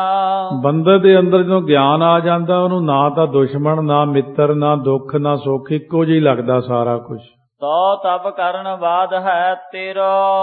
ਸੋ ਤੇਰਾ ਜਿਹੜਾ ਤਪ ਕਰਨਾ ਇਹ ਬੇਅਰਥੀ ਹੈ। ਕਾਹਨੂੰ ਚੱਲਿਆ? ਉਹ ਤਾਂ ਪਰਖਦਾ ਹੀ ਸੀ ਇਸ ਨੂੰ। ਹਟੋ ਜਾਹੋ ਗ੍ਰਹਿ ਕਰੋ ਬਸੇਰੋ। ਜਾ ਚਲਿਆ ਜਾ ਆਪਣੇ ਘਰ ਤੇ ਆਰਾਮ ਨਾਲ ਮਹਿਲਾਂ ਵਿੱਚ ਰਹਿ, ਮੌਜਾਂ ਕਰ। ਜੇ ਤੋ ਸੁਖ ਤੋ ਜਾ ਦੇ ਬਿਮਾਤਾ। ਸੋ ਜਿੰਨਾ ਸੁਖ ਤੈਨੂੰ ਮਤਰੇਈ ਦਿੰਦੀ ਹੈ, ਤੇ ਤੋ ਜਾਏ ਭੋਗਹ ਹੇ ਤਾਤਾ। ਓਨਾ ਹੀ ਜਾ ਕੇ ਸੁਖ ਭੋਗ ਲਾ। ਆਪਣੀ ਤੇਰੀ ਮਾਤਾ ਹੈ, ਰਾਜ ਹੈ, ਰਾਜਾ ਹੈ, ਸੁਖ ਭੋਗ ਲਾ ਜਾ ਕੇ। ਕਰ ਸੰਤੋਖ ਰਹੋ ਘਰ ਮਾਹੀ। ਜਾ ਜਾ ਕੇ ਸੰਤੋਖ ਰੱਖ ਮਨ ਦੇ ਅੰਦਰ ਤੇ ਘਰੇ ਰਹੇ ਆਪਣੇ। ਅਹੋ ਬਤ ਸਬਾਨ ਕੁਛ ਸੁਖ ਨਾਹੀ। ਏ ਬਤਸੇ ਬਾਲਕ, ਜੰਗਲ ਦੇ ਵਿੱਚ ਕੀ ਹੈ? ਘਰੇ ਤਾਂ 100 ਮੌਜਾਂ ਹੁੰਦੀਆਂ ਬੰਦੇ ਨੂੰ। ਜੋ ਤਵ ਜਨਨ ਕੀਨ ਉਪਦੇਸਾ। ਸੋ ਉਸ ਵਕਤ ਜਿਹੜਾ ਤੈਨੂੰ ਉਪਦੇਸ਼ ਕੀਤਾ ਹੈ ਨਾ ਤੇਰੀ ਮਾਤਾ ਨੇ, ਲੈਨ ਚਾਹੋ ਤੇ ਬੜੋ ਅੰਦੇਸਾ। ਸੋ ਉਹ ਜਿਹੜਾ ਉਪਦੇਸ਼ ਹੈ ਉਹਦੇ ਵਿੱਚ ਬੜਾ ਖਤਰਾ ਹੈ। ਜੰਗਲਾਂ 'ਚ ਜਾ ਕੇ ਭਗਤੀ ਕਰਨੀ ਸੌਖੀ ਨਹੀਂ ਹੈ। ਖੋਜਤ ਜੇ ਕੋ ਮੁਨੀ ਜੁਗੇਸ਼ਵਰ। ਸੋ ਜੇ ਕੋਈ ਖੋਜਤ ਜੇ ਕੋ ਮੁਨੀ ਜੁਗੇਸ਼ਵਰ ਤੋਂ ਭਾਵ ਜਿਹਨੂੰ ਬੜੇ ਬੜੇ ਮੁਨੀ ਜਨ ਖੋਜਦੇ ਹਨ। ਦੋ ਰਾਧ ਹੈ 100 ਲੱਖ ਪਰਮੇਸ਼ਵਰ। ਉਹ ਪਰਮੇਸ਼ਰ ਦੀ ਜਿਹੜੀ ਆਰਾਧਨਾ ਹੈ ਨਾ, ਉਹ ਬੜੀ ਕਠਿਨ ਹੁੰਦੀ ਹੈ। ਤਪ ਤਪ ਹੈ ਤੀਂਬਰ ਚਿਰ ਕਾਲਾ। ਬਹੁਤ ਦੇਰ ਤੱਕ ਫਿਰ ਬੰਦੇ ਨੂੰ ਤਪ ਕਰਨਾ ਪੈਂਦਾ ਹੈ। ਕਰ ਹੈ ਯਤਨ ਅਨੇਕ ਵਿਸਾਲਾ। ਅਨੇਕ ਪ੍ਰਕਾਰ ਦੇ ਯਤਨ ਕਰਦਾ ਹੈ ਬੰਦਾ, ਤਦ ਪਾ ਨਾ ਪਾਵਹਿ ਫਿਰਹਿ ਖੁਜੰਤੇ। ਤਾਂ ਵੀ ਉਹ ਨਹੀਂ ਰੱਬ ਨੂੰ ਭਾਲ ਸਕੇ, ਅੱਜ ਤੱਕ ਖੋਜਦੇ ਫਿਰਦੇ ਨੇ। ਚਰਨ ਕਮਲ ਪ੍ਰਭ ਸ੍ਰੀ ਭਗਵੰਤੇ। ਸ੍ਰੀ ਭਗਵੰਤ ਪਰਮੇਸ਼ਰ ਜੀ ਦੇ ਚਰਨਾਂ ਕਮਲਾਂ ਨੂੰ ਲੱਭ ਨਹੀਂ ਸਕਿਆ। ਕੋਈ ਬੜੀ ਤਪੱਸਿਆ ਕਰਦੇ। ਅਬ ਬੈ ਲਗਹੁ ਚਲਿਏ ਗ੍ਰਹਿ ਮਾਹੀ। ਚੱਲ ਤੈਨੂੰ ਘਰੇ ਛੱਡਿਆ ਵਾਂ, ਤੇਰੀ ਛੋਟੀ ਜੀ ਉਮਰ ਹੈ, ਨਾ ਜਾ ਜੰਗਲਾਂ 'ਚ। ਹੋਏ ਤਰਨ ਤਵ ਕਰ ਅਸ ਚਾਹੀ। ਜਦ ਜਵਾਨ ਹੋ ਜਾਏਗਾ ਫੇਰ ਭਗਤੀ ਕਰ ਲਏਗਾ। ਸੁਨ ਮੁਨਵਰ ਬਾਣੀ ਰਸ ਪਾਨੀ। ਰਸ ਸਾਨੀ, ਰਸ ਵਿੱਚ ਮਿਲੀ ਹੋਈ ਬਾਣੀ ਜਿਹੜੀ ਸੀ ਬੋਲੀ ਜਦੋਂ ਨਾਰਦ ਮੁਨੀ ਨੇ, ਧਰੂਵ ਜੀ ਨੇ ਸੁਣੀ। ਬੋਲਿਓ ਧਰੁਵ ਜੋਰ ਜੁਗ ਪਾਨੀ। ਧਰੂਵ ਜੀ ਦੋਵੇਂ ਹੱਥ ਜੋੜ ਕਰਕੇ ਇਸ ਤਰ੍ਹਾਂ ਬੋਲੇ, ਆਪ ਕਹਿਤ ਸਾਚੀ ਸਭ ਭਾਂਤੀ। ਤੁਸੀਂ ਨਾਰਦ ਜੀ ਸੱਚੀ ਗੱਲ ਕਹਿੰਦੇ ਹੋ ਸਾਰੀ। ਤਦਪਨ ਮੋਨਾ ਮਨ ਵਿਖੈ ਗਡਾਤੀ। ਤੁਹਾਡੀ ਕਹੀ ਹੋਈ ਗੱਲ ਮੇਰੇ ਮਨ ਦੇ ਵਿੱਚ ਖੁੱਭਦੀ ਨਹੀਂ ਹੈ। ਮੈਂ ਕੋ ਪੁਰਖ ਬਹਰੋ ਅਗਿਆਤੀ। ਸੋ ਮੈਂ ਜਿਹੜਾ ਹਾਂ ਨਾ, ਸੋ ਜੋ ਪੁਰਖ ਪਾਤੇ ਨਾ ਪੁੱਜਿਆ ਹੋਏ ਮਾੜਾ ਆਦਮੀ ਕੋ ਪੁਰਖ ਹਾਂ ਜੀ, ਇਸ ਕਰਕੇ ਮੈਨੂੰ ਕੋਈ ਗਿਆਨ ਵੀ ਨਹੀਂ ਹੈ ਜੀ। ਬਚ ਬਿਮਾਤ ਤੇ ਸੁਲਗਤ ਛਾਤੀ। ਪਰ ਮੇਰੀ ਮਤਰੇਈ ਮਾਂ ਨੇ ਜਿਹੜੇ ਬਚਨ ਕਹੇ ਨੇ ਉਹਨਾਂ ਨਾਲ ਮੇਰੇ ਅੰਦਰ ਨਾ ਬਹੁਤ ਸੁਲਗ ਰਹੀ ਛਾਤੀ, ਬੜਾ ਸਾੜ ਪੈ ਰਿਹਾ ਮੈਨੂੰ। ਦੁਖ ਤਰਦਾ ਸੁਨ ਗਿਰਾ ਕਠੋਰਾ। ਮੇਰਾ ਮਨ ਬੜਾ ਦੁਖਦਾ ਹੈ ਕਿਉਂਕਿ ਉਹਨੇ ਬਹੁਤ ਕਠੋਰ ਵਾਕ ਕਹੇ ਨੇ ਕਿ ਜਾ ਜਾ ਕੇ ਜਪ ਤਪ ਕਰ, ਜੰਗਲ ਵਿੱਚ ਪਹਿਲਾਂ ਵਰਤ ਕਰ, ਆਹ ਕਰ, ਫਿਰ ਜਾ ਕੇ ਸਰੀਰ ਛੱਡ, ਫਿਰ ਮੇਰੇ ਘਰ ਜੰਮ। ਇਸ ਕਰਕੇ ਮੈਨੂੰ ਉਹ ਗੱਲਾਂ ਬਹੁਤ ਜ਼ਿਆਦਾ ਚੁਭਦੀਆਂ ਮਨ ਦੇ ਵਿੱਚ। ਹਟਨੇ ਤਰਟਾ ਨਾ ਕਰੇ ਮਨ ਮੋਰਾ। ਇਸ ਕਰਕੇ ਜਿਹੜਾ ਮੇਰੇ ਮਨ ਦੇ ਅੰਦਰ ਮੁੜਨ ਦੀ ਹੁਣ ਕੋਈ ਇੱਛਾ ਨਹੀਂ, ਨਾ ਹੀ ਮੈਨੂੰ ਤੁਸੀਂ ਕਹੋ ਮੈਂ ਕਮਾਈ ਕਰਨ ਚੱਲਿਆ, ਮੈਂ ਭਗਤੀ ਕਰਨੀ ਆ ਜਾ ਕਰਕੇ ਪਹਿਲਾਂ। ਤੁਮ ਪਰ ਹਿਤ ਕੇ ਹੇਤ ਸਦਾਈ। ਸੋ ਇਸ ਕਰਕੇ ਤੁਸੀਂ ਪਰਾਏ ਹਿਤ ਦੇ ਵਾਸਤੇ ਸਦਾ ਹੀ ਸਰਬ ਥਾਨ ਵਿੱਚ ਰਹਾਉ ਰਿਖ ਜਾਏ। हे ਰਿਸ਼ੀ ਜੀ, ਤੁਸੀਂ ਤਾਂ ਸਾਰੇ ਥਾਵਾਂ ਤੇ ਪਰਾਏ ਹਿਤ ਵਾਸਤੇ ਵਿਚਰਦੇ ਹੋ ਨਾ। ਜਿਹ ਪਦ ਲੋ ਪਹੁੰਚਿਓ ਨਾ ਪਿਤਾਮਾ। ਜਿਸ ਪਦਵੀ ਤੱਕ ਮੇਰਾ ਦਾਦਾ ਵੀ ਨਹੀਂ ਪਹੁੰਚਿਆ, ਤਾਂ ਪਦ ਕੀ ਇੱਛਾ ਅਵਿਰਾਮਾ। ਉਸ ਪਦਵੀ ਤੱਕ ਮੇਰੀ ਜਾਣ ਦੀ ਇੱਛਾ ਹੈ। ਸੋ ਮਾਰਗ ਮੁਝ ਦੇਹੋ ਬਤਾਈ। ਉਹ ਰਸਤਾ ਮੈਨੂੰ ਦੱਸੋ ਜਿਸ ਕਰਕੇ ਮੈਂ ਉੱਚੀ ਪਦਵੀ ਦਾ ਮਾਲਕ ਬਣਾ। ਮੈਨੂੰ ਆ ਸਿੱਖਿਆ ਨਾ ਦਿਓ ਕਿ ਹੁਣ ਘਰੇ ਮੁੜ ਜਾ ਵਾਪਸ, ਰਾਵਰ ਕਿਰਪਾ ਨਿਧਾਨ ਸਦਾਈ। ਕਿਉਂਕਿ ਤੁਸੀਂ ਤਾਂ ਸਦਾ ਹੀ ਕਿਰਪਾ ਕਰਦੇ ਹੋ ਜੀ। ਤਰਨ ਤੇਜ ਸਮ ਗਿਆਨ ਅਪਾਰਾ। ਕਿਉਂਕਿ ਸੂਰਜ ਦੇ ਤੇਜ ਵਰਗਾ ਗਿਆਨ ਹੈ ਤੁਹਾਡਾ। ਵੀਨਾ ਕਰ ਤਾਰੇ ਸੁਖ ਭਾਰਾ। ਤੁਸੀਂ ਤਾਂ ਆਪਣੇ ਹੱਥ ਵਿੱਚ ਵੀਣਾ ਪਕੜ ਕੇ ਹੱਥ ਵਿੱਚ ਤੇ ਪਰਮੇਸ਼ਰ ਦਾ ਕੀਰਤਨ ਕਰਦੇ ਰਹਿੰਦੇ ਹੋ, ਹਰ ਵਕਤ ਸੁਖ ਪਾਉਂਦੇ ਹੋ ਤੇ ਮੈਨੂੰ ਰੋਕਦੇ ਹੋ। ਸੁਨ ਬਚ ਲਖ ਸਰਦਾ ਜਿਹ ਗਾਡੀ। ਜਦੋਂ ਇਹ ਜੀ ਬਹੁਤ ਪੱਕੀ ਸ਼ਰਧਾ ਵਾਲੇ ਬਚਨ ਸੁਣੇ, ਮਨ ਪ੍ਰਸੰਨਤਾ ਅਧਿਕ ਹੈ ਬਾਡੀ। ਤਾਂ ਫਿਰ ਨਾਰਦ ਮੁਨੀ ਜੀ ਦੇ ਮਨ ਦੇ ਅੰਦਰ ਬੜੀ ਸ਼ਰਧਾ ਵਧੀ। ਭਾਈ ਕਿਆ ਬਾਤ ਹੈ ਬੱਚੇ, ਤੈਨੂੰ ਮੈਂ ਪਰਖਦਾ ਸੀ ਕਿ ਭਗਤੀ ਦੇ ਵਿੱਚ ਬੱਚਾ ਨਿਪੁੰਨ ਵੀ ਹੋਵੇਗਾ ਕਿ ਐਵੇਂ ਚੌਥੇ ਦਿਨ ਨਾ ਘਰੇ ਨੂੰ ਭੱਜਿਆ ਹੀ ਕਿਤੇ। ਕਹਿਣ ਲੱਗਿਓ ਮੈਂ ਪਰਖਤਾ ਨੀਕੇ। ਕਹਿਣ ਲੱਗਿਆ ਮੈਂ ਤਾਂ ਤੈਨੂੰ ਪਰਖਦਾ ਸੀ ਪੁੱਤ, ਭਗਤੀ ਤਾਂ ਸਾਰਿਆਂ ਨਾਲੋਂ ਵੱਡੀ ਚੀਜ਼ ਹੈ। ਧੰਨ ਹੈ ਤੇਰੇ ਭਾਗ, ਧੰਨ ਹੈ ਤੇਰੀ ਮਾਤਾ ਜੀ ਨੇ ਤੈਨੂੰ ਚੰਗਿਆ ਸਿੱਖੀ ਦਿੱਤੀ ਹੈ। ਆਹੋ ਬਾਲ ਤਵ ਸਰਦਾ ਹੀ ਕੇ। ਇਸ ਕਰਕੇ ਜਿਹੜੀ ਤੇਰੇ ਹਿਰਦੇ ਦੀ ਸ਼ਰਧਾ ਬਹੁਤ ਵਧੀਆ ਹੈ। ਹਿਤ ਕਲਿਆਣ ਪੰਥ ਲਖ ਸੋ। ਕਲਿਆਣ ਵਾਸਤੇ ਵੀ ਰਸਤਾ ਹੈ, ਨਾਲੇ ਤਾਂ ਤੇਰਾ ਕਲਿਆਣ ਹੋ ਜਾਣਾ ਹੈ। ਭਗਤੀ ਕਿਤੇ ਇੱਕ ਕੰਮ ਨਹੀਂ ਕਰਦੀ। ਜਿਹੜੀ ਭਗਤੀ ਕਰਨ ਵਾਲੇ ਬੰਦੇ ਉਹਨਾਂ ਦੇ ਨਾਲ ਤਾਂ ਕੰਮ ਵੀ ਬਣੀ ਜਾਂਦੇ ਨੇ, ਨਾਲੇ ਬਿਮਾਰੀਆਂ ਵੀ ਹਟ ਜਾਂਦੀਆਂ ਨੇ, ਨਾਲੇ ਪਰਲੋਕ ਵੀ ਸੁਧਰ ਜਾਂਦਾ। ਇੱਛਾ ਪੂਰਕ ਸਰਬ ਸੁਖ ਦਾਤਾ ਹਰ, ਜਾ ਕੈ ਵਸ ਹੈ ਕਾਮ ਧੇਨਾ। ਸੋ ਐਸਾ ਹਰ ਧਿਆਈਐ ਮੇਰੇ ਜੀਅੜੇ, ਤਾਂ ਸਰਬ ਸੁਖ ਪਾਵੈ ਮੇਰੇ ਮਨਾ। ਜਪ ਮਨ ਸਤਨਾਮ ਸਦਾ ਸਤਨਾਮ, ਹਲਤ ਪਲਤ ਮੁਖ ਉਜਲ ਹੋਈ ਹੈ। ਨਿਤ ਧਿਆਈਐ ਹਰ ਪੁਰਖ ਨਿਰੰਜਨਾ ਰਹਾਓ। ਜਹ ਹਰ ਸਿਮਰਨ ਭਇਆ, ਤਹਿ ਉਪਾਦ ਗਤ ਕੀਨੀ। ਬੜ ਭਾਗੀ ਹਰ ਜਪਨਾ, ਜਨ ਨਾਨਕ ਕਉ ਗੁਰ ਇਹ ਮਤ ਦੀਨੀ। ਜਪ ਹਰ ਭਵਜਲ ਤਰਨਾ। ਦੇਖੋ ਸਾਰਾ ਕੁਝ ਆ ਗਿਆ ਵਿੱਚ। ਇਸ ਕਰਕੇ ਭਗਤੀ ਇਨਸਾਨ ਲਈ ਸਭ ਤੋਂ ਵੱਡੀ ਚੀਜ਼ ਹੈ। ਭਗਤੀ ਦੇ ਨਾਲ ਹੀ ਸਭ ਕੁਝ ਮਿਲਦਾ ਹੈ, ਪਰ ਇਹ ਕਿਸੇ ਕਿਸੇ ਬੰਦੇ ਦੀ ਸਮਝ ਪੈਂਦਾ। ਤਵ ਜਨਨੀ ਭਾਖਿਓ ਸੁਭ ਜੋ। ਤੇਰੀ ਮਾਤਾ ਨੇ ਜਿਹੜਾ ਬਹੁਤ ਸ਼ੁਭ ਸ਼ੁਭ ਕਿਹਾ ਤੈਨੂੰ। ਸ੍ਰੀ ਕਰਤਾਰ ਸਕਲ ਗੁਣ ਖਾਨੀ। ਸ਼੍ਰੋਮਣੀ ਸੁਭਾਏਮਾਨ ਪ੍ਰਮਾਤਮਾ ਕਰਤਾਰ ਜੀ ਸਾਰੇ ਗੁਣਾਂ ਦੀ ਖਾਨ ਹਨ। ਤਾਂ ਕੋ ਸੇਵਿਆ ਮਨ ਕਰਮ ਬਾਨੀ। ਉਸ ਅਕਾਲ ਪੁਰਖ ਨੂੰ ਮਨ ਬਾਣੀ ਸਰੀਰ ਕਰਕੇ ਹੀ ਜਪਣਾ ਚਾਹੀਦਾ ਹੈ। ਧਰਮ ਅਰਥ ਕਾਮ ਪੁਨ ਮੋਖਾ। ਉਹ ਪ੍ਰਮਾਤਮਾ ਦੇ ਨਾਮ ਜਪਣ ਵਾਲੇ ਨੂੰ ਧਰਮ ਵੀ ਮਿਲਦਾ ਹੈ, ਅਰਥ ਵੀ ਮਿਲਦਾ ਹੈ, ਪੈਸਾ ਟਕਾ ਕਾਮਨਾ ਵੀ ਪੂਰੀ ਹੁੰਦੀ ਹੈ, ਅਖੀਰ ਮੁਕਤੀ ਵੀ ਹੋ ਜਾਂਦੀ ਹੈ। ਰੱਬ ਦਾ ਨਾਮ ਇਕੱਲਾ ਹੀ ਸਾਰੇ ਕੰਮ ਕਰ ਦਿੰਦਾ ਹੈ। ਸ਼ਲੋਕ ਧਰਮ ਅਰਥ ਹਰ ਕਾਮ ਮੋਖ ਮੁਕਤ ਪਦਾਰਥ ਨਾਥ। ਇਸ ਕਰਕੇ ਸਤਿਗੁਰੂ ਮਹਾਰਾਜ ਸੱਚੇ ਪਾਤਸ਼ਾਹ ਕਹਿੰਦੇ ਨੇ ਇਹ ਸਾਰੀਆਂ ਚੀਜ਼ਾਂ ਅਕਾਲ ਪੁਰਖ ਵਾਹਿਗੁਰੂ ਦੇ ਕੇਵਲ ਨਾਮ ਜਪਣ ਨਾਲ ਹੀ ਮਿਲ ਜਾਂਦੀਆਂ ਨੇ। ਵਾਯੂ ਚਹਜੇ ਨਰ ਬਿਨ ਦੋਖਾ।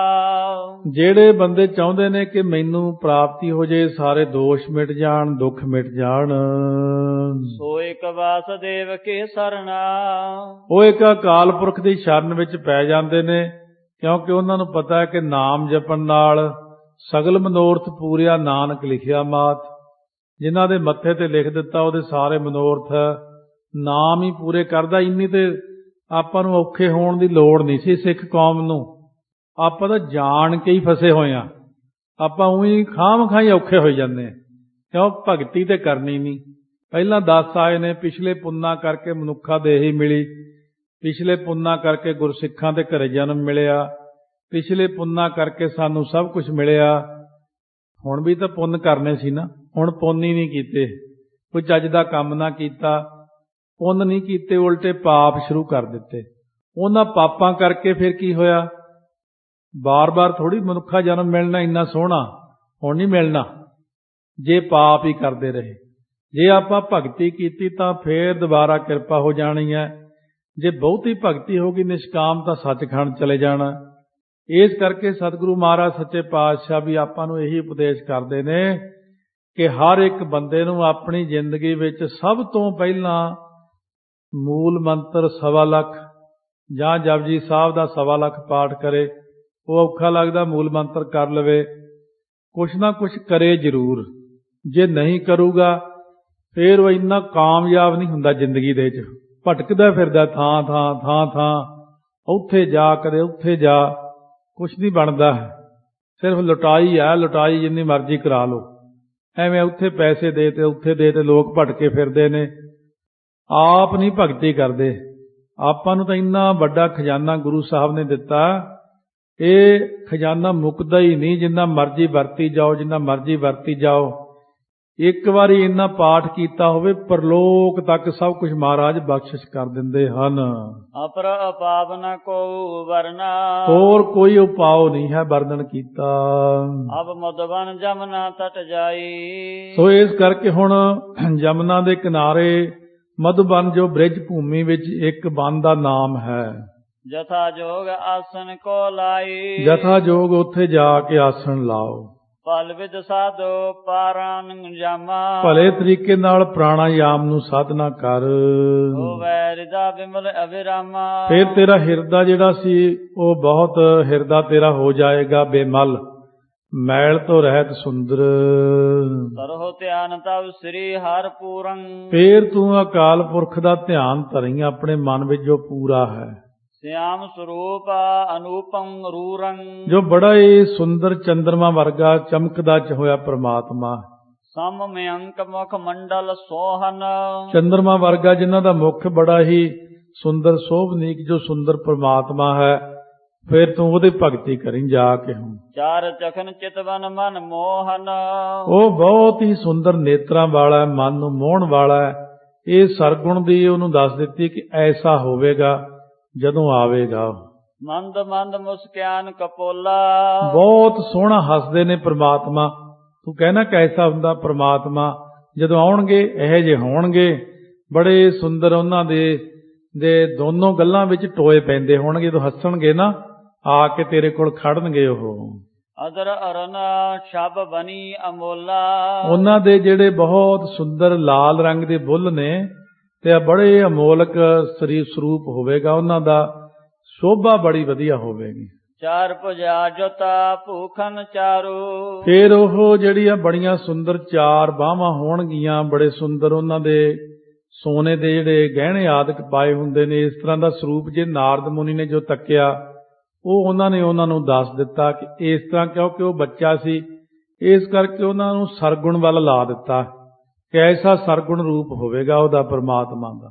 ਗਦਾ ਚੱਕਰ ਦਰ ਅੰਬੁਜ ਧਾਰੂ। ਫਿਰ ਗਦਾ ਹੱਥ ਵਿੱਚ ਪਕੜੀ ਹੋਵੇਗੀ, ਚੱਕਰ ਚੱਲਦਾ ਹੋਵੇਗਾ ਉਂਗਲੀ ਦੇ ਵਿੱਚ, ਔਰ ਇਸੇ ਪ੍ਰਕਾਰ ਜਿਹੜੀ ਸਾਰੀਆਂ ਚੀਜ਼ਾਂ ਸੰਖ ਹੋਵੇਗਾ।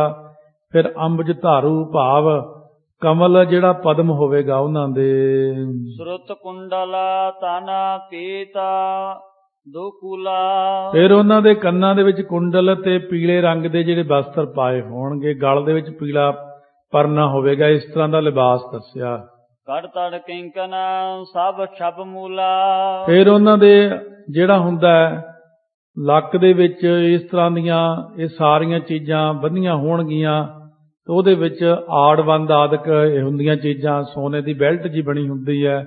ਇਸ ਤਰ੍ਹਾਂ ਸਰੂਪ ਦੱਸ ਦਿੱਤਾ। ਪਰਮਾਤਮਾ ਦਾ ਕੋਈ ਸਰੂਪ ਨਹੀਂ ਹੈ, ਇਹ ਧਿਆਨ ਰੱਖਣਾ। ਸਰੂਪ ਸਾਡੀ ਸ਼ਰਧਾ ਨਾਲ ਹੀ ਬਣਾ ਲੈਂਦੇ ਨੇ। ਵਾਸਤਵ ਵਿੱਚ ਪਰਮਾਤਮਾ ਤਾਂ ਸਿਰਫ ਪ੍ਰਕਾਸ਼ ਰੂਪ ਹੀ ਹੈ। ਉਹ ਜਦੋਂ ਸਾਡੀ ਸ਼ਰਧਾ ਬਣਦੀ, ਮੈਨੂੰ ਇਹੋ ਜਿਹਾ ਦਿਖ, ਉਹ ਇਹੋ ਜਿਹਾ ਬਣ ਜਾਂਦਾ। ਜਦੋਂ ਆਪਾਂ ਉਹਨੂੰ ਕਹਿੰਦੇ ਨੇ ਇਹਨੂੰ ਅਸਲੀ ਰੂਪ ਦਿਖਾਓ, ਉਦੋਂ ਇਹ ਉਹ ਇੱਕ ਓੰਕਾਰ ਦਿਖਾਉਂਦਾ ਆਪਣਾ ਆਪ, ਜਾਂ ਪ੍ਰਕਾਸ਼ ਰੂਪ ਦਿਖਾਉਂਦਾ। ਜੇ ਉਹਨੂੰ ਕਹੋ ਵੀ ਮੈਨੂੰ ਤਾਂ ਆਹ ਰੂਪ ਦਿਖਾਓ ਜਿਹੜਾ ਆਹ ਤੁਸੀਂ, ਉਹ ਫਿਰ ਉਹ ਰੂਪ ਦਿਖਾ ਦਿੰਦੇ। ਸਾਡੇ ਫੁਰਨੇ ਨਾਲ ਹੀ ਰੂਪ ਬਣਦਾ। ਵਾਸਤਵ ਦੇ ਵਿੱਚ ਪਰਮਾਤਮਾ ਦਾ ਕੋਈ ਆਪਣਾ ਰੂਪ ਨਹੀਂ ਹੈ। ਪਰ ਨਾਰਦ ਮੁਨੀ ਜੀ ਨੇ ਬੱਚੇ ਨੂੰ ਲਾਉਣ ਵਾਸਤੇ ਇੱਕ ਸਰੂਪ ਉਹਦੇ ਅੱਗੇ ਬਣਾਤਾ, ਉਹਦੀਆਂ ਅੱਖਾਂ ਅੱਗੇ, ਤਾਂ ਕਿ ਬੱਚਾ ਉਹ ਧਿਆਨ ਧਰ ਕੇ ਪਰਮਾਤਮਾ ਦਾ ਨਾਮ ਜਪ ਸਕੇਗਾ। ਭਗਵਾਨ ਉਪਰ ਵਜਦ ਸੁਹਾਵਨ। ਕਹਿੰਦੇ ਚਰਨਾਂ ਦੇ ਵਿੱਚ ਬਹੁਤ ਸੁੰਦਰ ਉਹਨਾਂ ਦੇ ਇਹ ਨੂਪਰ ਆਦਿਕ ਪਾਈਆਂ ਹੁੰਦੀਆਂ ਵੱਜਦੀਆਂ ਹਨ। ਕੰਠ ਵਿਖੈ ਮਨ ਸੁਠ ਮਨ ਭਾਵਨ। ਸੋ ਇਸ ਤਰ੍ਹਾਂ ਕੰਠ ਦੇ ਵਿੱਚ ਬੜੇ ਸੁੰਦਰ ਗਹਿਣੇ ਆਦਿਕ ਪਾਏ ਸ਼ੋਭਨੀਕ ਹੁੰਦੇ ਹਨ। ਕਰ ਬਹੁ ਜਤਨ ਤਰਹੁ ਅਸ ਧਿਆਨਾ। ਬਹੁਤ ਯਤਨ ਕਰਕੇ ਧਿਆਨ ਧਰਨਾ ਹੈ। ਇਹ ਨਾਰਦ ਨੇ ਵਿਸ਼ਨੂੰ ਜੀ ਦਾ ਧਿਆਨ ਦੱਸਿਆ ਸੀ ਤੇ ਓੰ ਵਾਸੁਦੇਵੈ ਵਿਸ਼ਨੂੰ ਦਾ ਜਾਪ ਦੱਸਿਆ ਸੀ। ਇਹ ਉਪਦੇਸ਼ ਤੇ ਧਿਆਨ ਉਸ ਸਮੇਂ ਦਾ ਹੈ, ਉਸ ਮੱਤ ਦਾ ਕਿ ਜਦੋਂ ਤੇ ਜਿਸ ਮੱਤ ਦੇ ਆਚਾਰੀਆ ਨਾਰਦ ਜੀ ਹੋਏ ਨੇ। ਗੁਰਸਿੱਖਾਂ ਲਈ ਵਾਹਿਗੁਰੂ ਮੰਤਰ ਦਾ ਜਾਪ ਤੇ ਧਿਆਨ ਨਾਮ ਦਾ ਹੈ। ਸਤਿਗੁਰੂ ਜੀ ਦਾ ਗੁਰਮੁਖ ਦਾ ਵੀ ਬਿਹਤ ਹੈ, ਪਰ ਸਤਿਗੁਰੂ ਦਾ ਧਿਆਨ ਵੀ ਕਰ ਸਕਦੇ ਹਾਂ, ਗੁਰਮੁਖਾਂ ਦਾ ਵੀ ਕਰ, ਪਰ ਮਾਰਗ ਸਿੱਖੀ ਦਾ ਲਿਵ ਹੈ ਜਿਸ ਵਿੱਚ ਸੇਧ ਜਿਹੜੀ ਨਿਰਗੁਣ ਦੀ ਹੁੰਦੀ ਹੈ, ਆਪਣੀ ਸਰਗੁਣ ਧਿਆਨ ਦੀ ਲੋੜ ਨਹੀਂ ਪੈਂਦੀ। ਨਾਮ ਆਪਣੇ ਆਪ ਵਿੱਚ ਸੋ ਤਵੱਜੋ ਨੂੰ ਇੱਕ ਪਾਸੇ ਰੱਖਣ ਵਾਲਾ ਹੈ।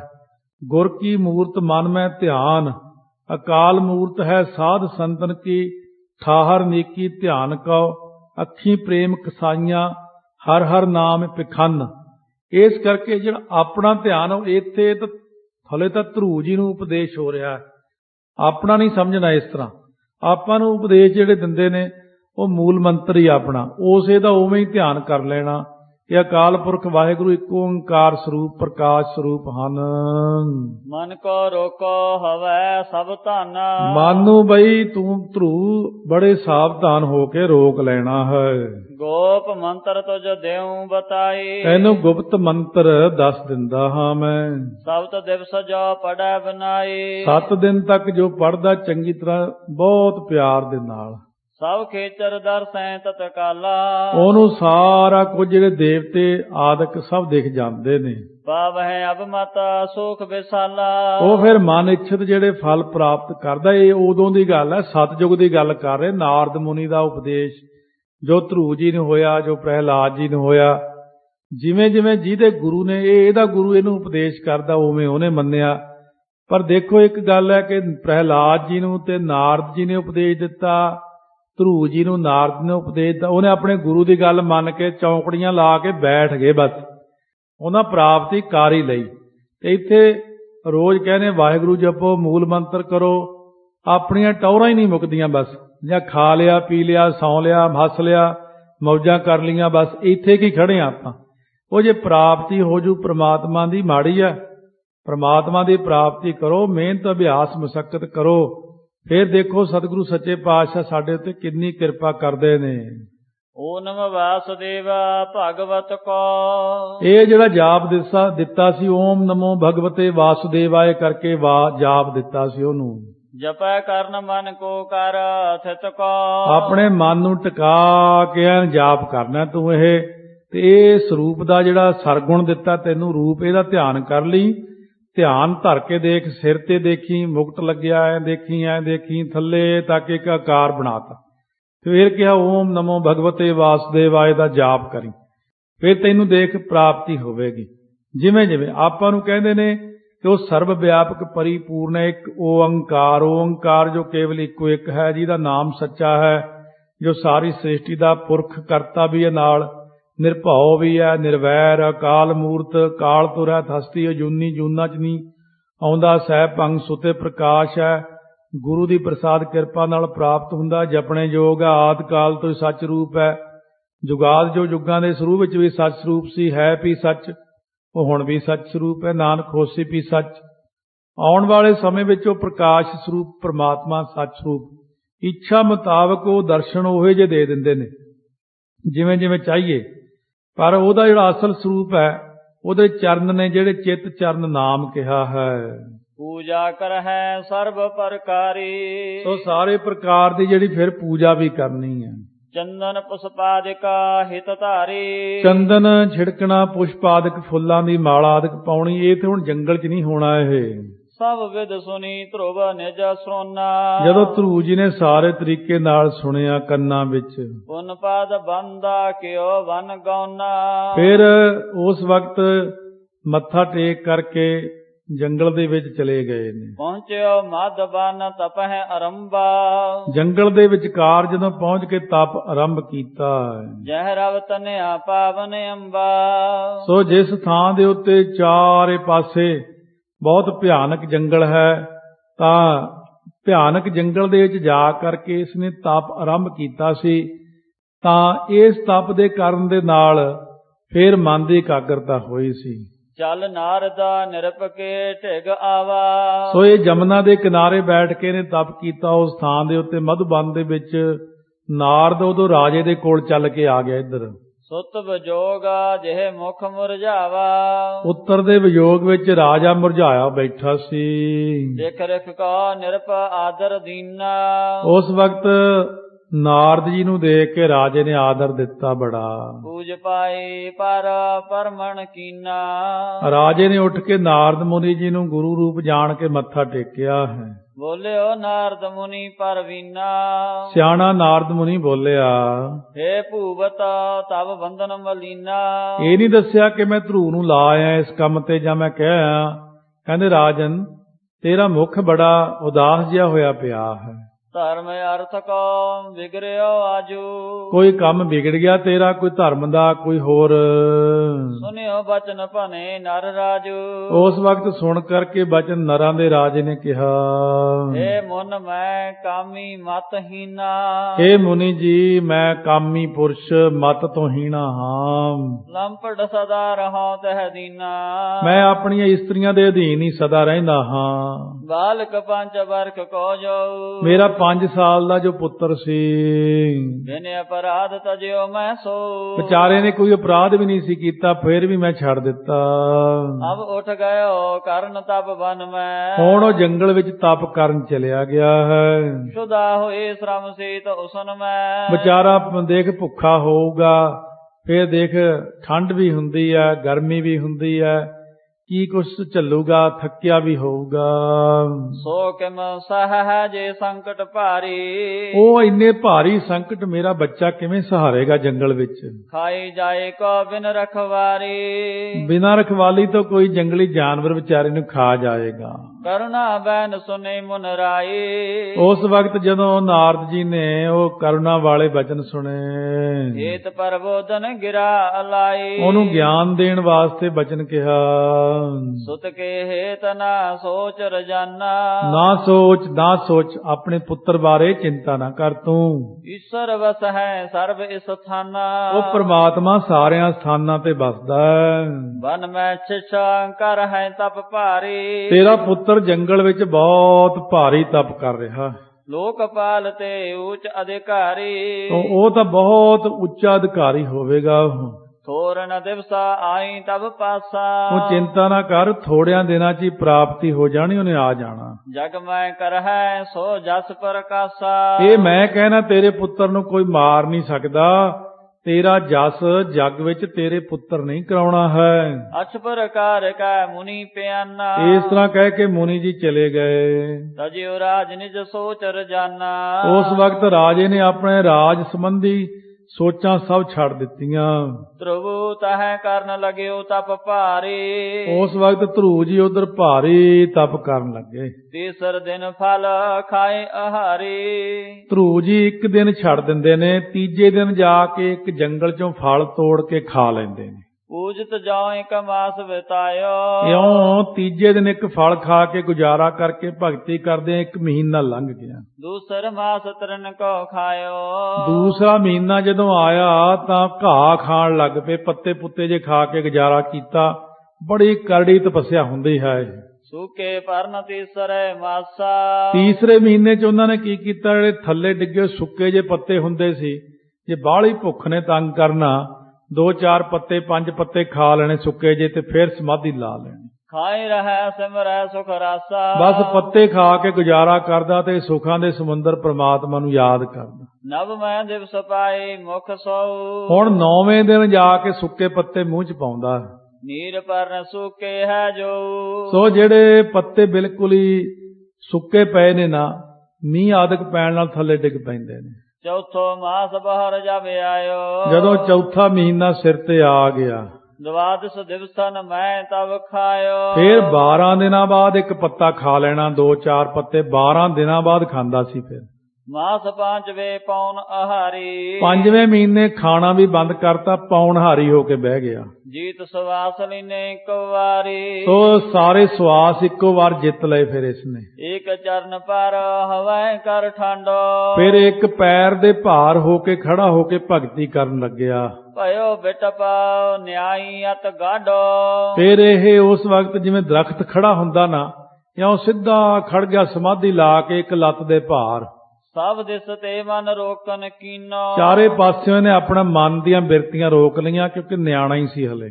ਸ੍ਰੀ ਕਰਤਾਰ ਚਰਨ ਮਹਿ ਦੀਨੋ। ਅਕਾਲ ਪੁਰਖ ਦੇ ਬਸ ਚਰਨਾਂ ਵਿੱਚ ਧਿਆਨ ਚਲਿਆ ਗਿਆ ਸਿੱਧਾ ਹੀ। ਜੋ ਮਹਿ ਦਾਜਕ ਬਹਰ ਪ੍ਰਧਾਨਾ। ਸੋ ਜਿਹੜੇ ਇਸ ਤਰੀਕੇ ਦੇ ਨਾਲ ਕਹਿੰਦੇ ਨੇ ਨਾ, ਪ੍ਰਕਿਰਤੀ ਮਹਿ ਤਤਵ ਅਹੰਕਾਰ ਆਦਿ ਜਗਤ ਦੇ ਮੂਲ ਕਾਰਨ ਸਾਰੇ, ਸਭ ਕੋ ਹੈ ਆਧਾਰ ਭਗਵਾਨਾ। ਸਾਰਿਆਂ ਦਾ ਆਧਾਰ ਪਰਮੇਸ਼ਰ ਆਪ ਹੀ ਹੈ। ਪਿੱਛੇ ਆ ਚੁੱਕੇ ਨੇ। ਪਹਿਲਾਂ ਪ੍ਰਹਿਲਾਦ ਜੀ ਦੇ ਪ੍ਰਸੰਗ ਵਿੱਚ ਆਪਾਂ ਦੱਸਿਆ ਸੀ ਕਿ ਕਿਸ ਪ੍ਰਕਾਰ ਪੁਰਖ ਤੋਂ ਪ੍ਰਕਿਰਤੀ, ਪ੍ਰਕਿਰਤੀ ਤੋਂ ਮਹਿ ਤੱਤ ਤੋਂ ਅੱਗੇ ਤੱਤ, ਤੱਤ ਤੋਂ ਅੱਗੇ ਹੰਕਾਰ, ਫਿਰ ਇਹ ਪੰਜਾਂ ਤੱਤਾਂ ਤੋਂ ਸ੍ਰਿਸ਼ਟੀ ਦੀ ਰਚਨਾ ਹੁੰਦੀ ਹੈ। ਇਹ ਸਾਰਾ ਕੁਝ ਪਹਿਲਾਂ ਆ ਚੁੱਕਿਆ ਹੈ। ਤੇ ਕੋ ਧਿਆਨ ਅਡੋਲ ਸੋ ਧਰ ਕੇ। ਉਹਦਾ ਧਿਆਨ ਪ੍ਰਮਾਤਮਾ ਦਾ ਅਡੋਲ ਇੱਕ ਰਸ ਧਰ ਕੇ ਰਹਿਓ ਠਾਂਡ ਔਰ ਦ੍ਰਿੜਤਾ ਕਰਕੇ। ਖੜਾ ਹੀ ਰਿਹਾ ਦ੍ਰਿੜਤਾ ਕਰਕੇ, ਹਿੱਲਿਆ ਹੀ ਨਹੀਂ ਮੁੜ ਕੇ ਉੱਥੋਂ। ਰੋਕ ਸਵਾਸ ਜਬ ਕਿਆਸ ਕਰਨੀ। ਰੋਕ ਕੇ ਸਵਾਸਾਂ ਨੂੰ ਜਦੋਂ ਇਹੀ ਜਿਹੀ ਕਿਰਿਆ ਕੀਤੀ, ਜਗਮਗ ਡੋਲ ਗਏ ਸਭ ਧਰਨੀ। ਬਸ ਧਰਤੀ ਡੋਲ ਗਈ ਉਸ ਵਕਤ। 5ਵੇਂ ਮਹੀਨੇ 'ਚ ਹੀ ਧਰਤੀ ਡਲਾਤੀ ਸੀ। ਧਰਤੀ ਹਿੱਲਣ ਲੱਗ ਪਈ। ਇੰਨਾ ਜ਼ਿਆਦਾ ਤਪੱਸਿਆ ਕੀਤੀ। ਇੰਨੀ ਕਿਉਂ, ਪਿਛਲੀ ਵੀ ਕਮਾਈ ਨਾਲ ਹੋਣੀ ਆ ਨਾ। ਰਾਜੇ ਦੇ ਘਰੇ ਐਵੇਂ ਤਾਂ ਆ ਨਹੀਂ ਗਿਆ ਹੋਣਾ। ਇਸ ਕਰਕੇ ਕੋਈ ਮਹਾਂਪੁਰਖਾਂ ਨੂੰ ਪੁੱਛਿਆ ਸੀ ਬਈ ਕਈ ਬੰਦੇ ਬਹੁਤ ਅਮੀਰ ਹੁੰਦੇ ਨੇ, ਰਾਜੇ ਮਹਾਰਾਜੇ, ਉਹਦੇ ਘਰ ਔਲਾਦ ਕਿਉਂ ਨਹੀਂ ਹੁੰਦੀ? ਕਹਿੰਦੇ ਉਨੀ ਕਿਸੇ ਦੀ ਕਮਾਈ ਹੋਵੇ ਤਾਂ ਉਹਦੇ ਘਰੇ ਆਵੇ ਉਹ, ਕਿਉਂਕਿ ਰਾਜੇ ਦੇ ਘਰੇ ਜਨਮ ਲੈਣਾ ਕਿਹੜਾ ਸੌਖਾ। ਕਹਿੰਦੇ ਬਹੁਤ ਕਮਾਈ ਚਾਹੀਦੀ ਹੁੰਦੀ ਹੈ। ਇਸ ਕਰਕੇ ਰਾਜੇ ਦੇ ਘਰੇ ਪਹਿਲਾਂ ਤਾਂ ਅਮੀਰਾਂ ਦੇ ਘਰੇ ਲੜਕਾ ਆਉਂਦਾ ਹੀ ਕਮਾਈ ਵਾਲਾ ਹੁੰਦਾ, ਬਹੁਤ ਜ਼ਿਆਦਾ ਕਮਾਈ ਨਾਲ ਆਉਂਦਾ। ਇਹ ਪਿਛਲਾ ਭਗਤ ਹੋਣਾ ਕੋਈ ਪ੍ਰਮਾਤਮਾ ਦਾ ਕਈ ਜਨਮਾਂ ਦਾ। ਫਿਰ ਇਸ ਕਰਕੇ ਨੇ ਇੰਨੀ ਤਪੱਸਿਆ ਕੀਤੀ, ਇੰਨੀ ਤਪੱਸਿਆ ਕਿ ਧਰਤੀ ਡੋਲਣ ਲੱਗ ਪਈ। ਪਰਮੇਸ਼ਰ ਨੇ ਵੀ ਕੁਝ ਪਰਖਾਂ ਲੈਣੀਆਂ ਹੁੰਦੀਆਂ ਪ੍ਰਾਪਤੀ ਤੋਂ ਪਹਿਲਾਂ। ਇਸ ਪ੍ਰਕਾਰ ਸਾਧ ਸੰਗਤ ਜੀ, ਤਾਈਓ ਬਾਣੀ ਦੇ ਅੰਦਰ ਭਗਤ ਕਬੀਰ ਜੀ ਨੇ ਕਿਹਾ, ਰਾਮ ਜਪੋ ਜੀ ਐਸੇ ਐਸੇ, ਧਰੂ ਪ੍ਰਹਿਲਾਦ ਜਪਿਓ ਹਰ ਜੈਸੇ। ਉਹਨਾਂ ਵਾਂਗੂ ਜਪੋ ਜੇ ਜਪਣਾ। ਤੇ ਇੱਥੇ ਕਿਤੇ ਕਹਿ ਦਈਏ ਮਾੜਾ ਜਿਹਾ 5 ਮਾਲਾ ਕਰਨੀਆਂ, ਲਓ ਬਸ ਉੱਥੇ ਬ੍ਰੇਕਾਂ ਲੱਗ ਜਾਂਦੀਆਂ। ਕਿੰਨੀ ਕਮਾਈ ਕੀਤੀ। 5 ਸਾਲ ਦੀ ਉਮਰ ਛੋਟੇ ਜਿਹੇ ਬੱਚੇ ਨੇ ਪ੍ਰਾਪਤੀ ਵੀ ਕਰ ਲਈ। ਆਪਣੇ 5 ਸਾਲ ਦਾ ਨਿਆਣਾ ਕਰਾਓ ਖਾਂ, ਇੰਨਾ ਕੁਛ ਨਹੀਂ ਕਰ ਸਕਦੇ ਇਹ ਆਪਾਂ, ਕਿਉਂਕਿ ਆਪ ਹੀ ਨਹੀਂ ਉਹੋ ਜਿਹੇ ਜੇ ਮਾਂ-ਬਾਪ ਨੇ, ਫਿਰ ਉਹਨਾਂ ਦੇ ਮਾਂ-ਬਾਪ, ਉਹਨਾਂ ਦੇ ਮਾਂ-ਬਾਪ।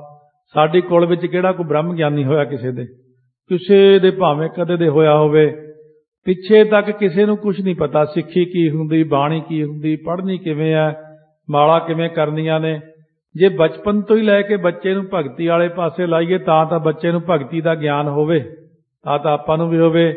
ਥੋੜੇ ਥੋੜੇ ਪਾਠ ਤੋਂ ਹੀ ਬੰਦੇ ਡਰੀ ਜਾਂਦੇ, ਇੱਕਦਮ ਡਰ ਜਾਂਦੇ ਨੇ। ਇੰਨਾ ਪਾਠ ਇੰਨਾ ਕੌਣ ਕਰੂਗਾ? ਸਿੱਖਿਆ ਲਓ ਪ੍ਰਹਿਲਾਦ ਜੀ, ਧਰੂ ਜੀ ਦੀ ਸਾਖੀ ਤੋਂ ਇਹਨੇ ਕਮਾਈ ਕੀਤੀ। 36,000 ਸਾਲ ਤੱਕ ਰਾਜ ਕੀਤਾ ਮੁੜ ਕੇ, ਔਰ ਏਡੀ ਉੱਚੀ ਪਦਵੀ ਪ੍ਰਾਪਤ ਕਰ ਲਈ। ਸਾਰਿਆਂ ਭਗਤਾਂ ਤੋਂ ਸ਼੍ਰੋਮਣੀ ਭਗਤ ਧਰੂ ਜੀ ਬਣੇ। ਫਿਰ ਸਤਿਗੁਰੂ ਦੀ ਬਖਸ਼ਿਸ਼ ਹੋਈ ਹੈ। ਆਪਾਂ ਵੀ ਪਰਨ ਕਰੀਏ ਮਨ 'ਚ, ਆਪਾਂ ਵੀ ਪਰਮਾਤਮਾ ਦੀ ਭਗਤੀ ਕਰਿਆ ਕਰੀਏ। ਵਾਹਿਗੁਰੂ ਸਾਡੇ ਤੇ ਵੀ ਮਿਹਰ ਕਰੇ, ਸਾਨੂੰ ਵੀ ਚੜ੍ਹਦੀ ਕਲਾ ਬਖਸ਼ੇ ਪਰਮਾਤਮਾ। ਸੋ ਇਸ ਤਰ੍ਹਾਂ ਸਤਿਗੁਰੂ ਮਹਾਰਾਜ ਨੇ ਸਾਡੇ ਉੱਤੇ ਬਖਸ਼ਿਸ਼ਾਂ ਕੀਤੀਆਂ ਨੇ। ਸਤਿਗੁਰੂ ਮਹਾਰਾਜ ਕਿਰਪਾ ਕਰਨਗੇ ਆਪਣੇ ਤੇ। ਸੋ ਜਸ ਪੰਜਾਬੀ ਜੋ ਟੀਵੀ ਸ਼ੁਰੂ ਹੋਣਾ ਆਪਣਾ ਸਾਰੇ USA ਵਾਸਤੇ, ਹਲੇ ਤੱਕ ਉਹ ਨਿਊਯਾਰਕ ਵੱਲ 2-4 ਸਟੇਟਾਂ ਵਿੱਚ ਹੈ। ਉਹਦੇ ਲਈ ਆਪਣੀ ਸਾਈਟ ਖੋਲ੍ਹਣੀ sf6center.org। ਉਹਦੇ 'ਚ ਇੱਕ ਫਾਰਮ ਹੈ ਉਹਨਾਂ ਦਾ। ਸੋ ਫਾਰਮ ਭਰ ਕੇ ਉਹਨਾਂ ਨੂੰ ਭੇਜ ਦੇਣਾ। ਉਹਦੇ ਵਿੱਚੋਂ ਹੀ ਕੋਈ ਕੁਛ ਨਹੀਂ ਦੇਣਾ ਲੈਣਾ, ਬਸ ਭਰਨਾ ਵੀ ਹਾਂ ਅਸੀਂ ਇਹ ਸੁਣਿਆ ਕਰਾਂਗੇ। ਕੋਈ ਉਹਦਾ ਖਰਚਾ ਨਹੀਂ ਆਉਣਾ। ਬਾਅਦ ਦੇ ਵਿੱਚ ਵੀ ਮਾੜਾ ਜਿਹਾ ਹੁੰਦਾ ਕੀ ਐਵੇਂ ਹੀ, ਪਰ ਉਹ ਸਾਰਾ ਜਿੰਨਾ ਉਹਦੇ ਤੇ ਕਥਾ ਕੀਰਤਨ ਆਪਾਂ ਵੱਧ ਤੋਂ ਵੱਧ ਸਾਰੇ USA 'ਚ ਬਹਿ ਕੇ ਸਰਵਣ ਕਰ ਸਕਦੇ ਹਾਂ। ਸੋ ਉਹ ਸਾਰਿਆਂ ਨੇ ਕੋਸ਼ਿਸ਼ ਕਰਨੀ ਵੀ ਜਿੱਥੇ ਕੋਈ ਸੁਣਦੇ ਹੋਣ ਉਹ ਫਾਰਮ ਭਰ ਕੇ ਉਹਦੇ ਵਿੱਚੋਂ ਹੀ ਕੱਢਣਾ ਤੇ ਉੱਥੋਂ ਹੀ ਭਰ ਦੇਣਾ ਹੁੰਦਾ। ਉਹ ਤੁਹਾਨੂੰ ਜ਼ਿਆਦਾ ਪਤਾ ਹੋਵੇਗਾ ਕੰਪਿਊਟਰ ਵਾਲਿਆਂ ਨੂੰ ਕਿਵੇਂ ਭਰੀਦਾ।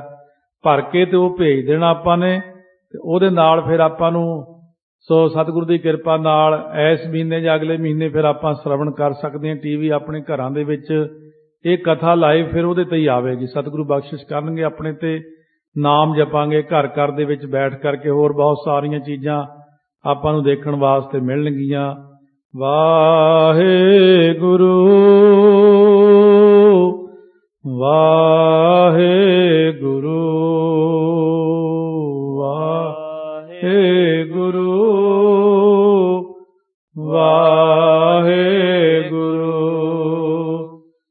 ਵਾਹਿਗੁਰੂ ਵਾਹਿਗੁਰੂ ਵਾਹਿਗੁਰੂ ਵਾਹਿਗੁਰੂ ਵਾਹਿਗੁਰੂ ਵਾਹਿਗੁਰੂ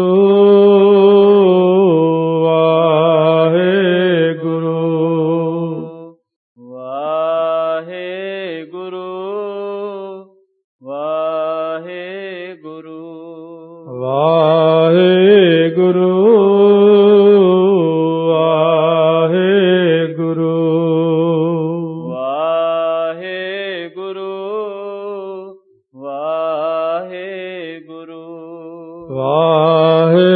ਵਾਹਿਗੁਰੂ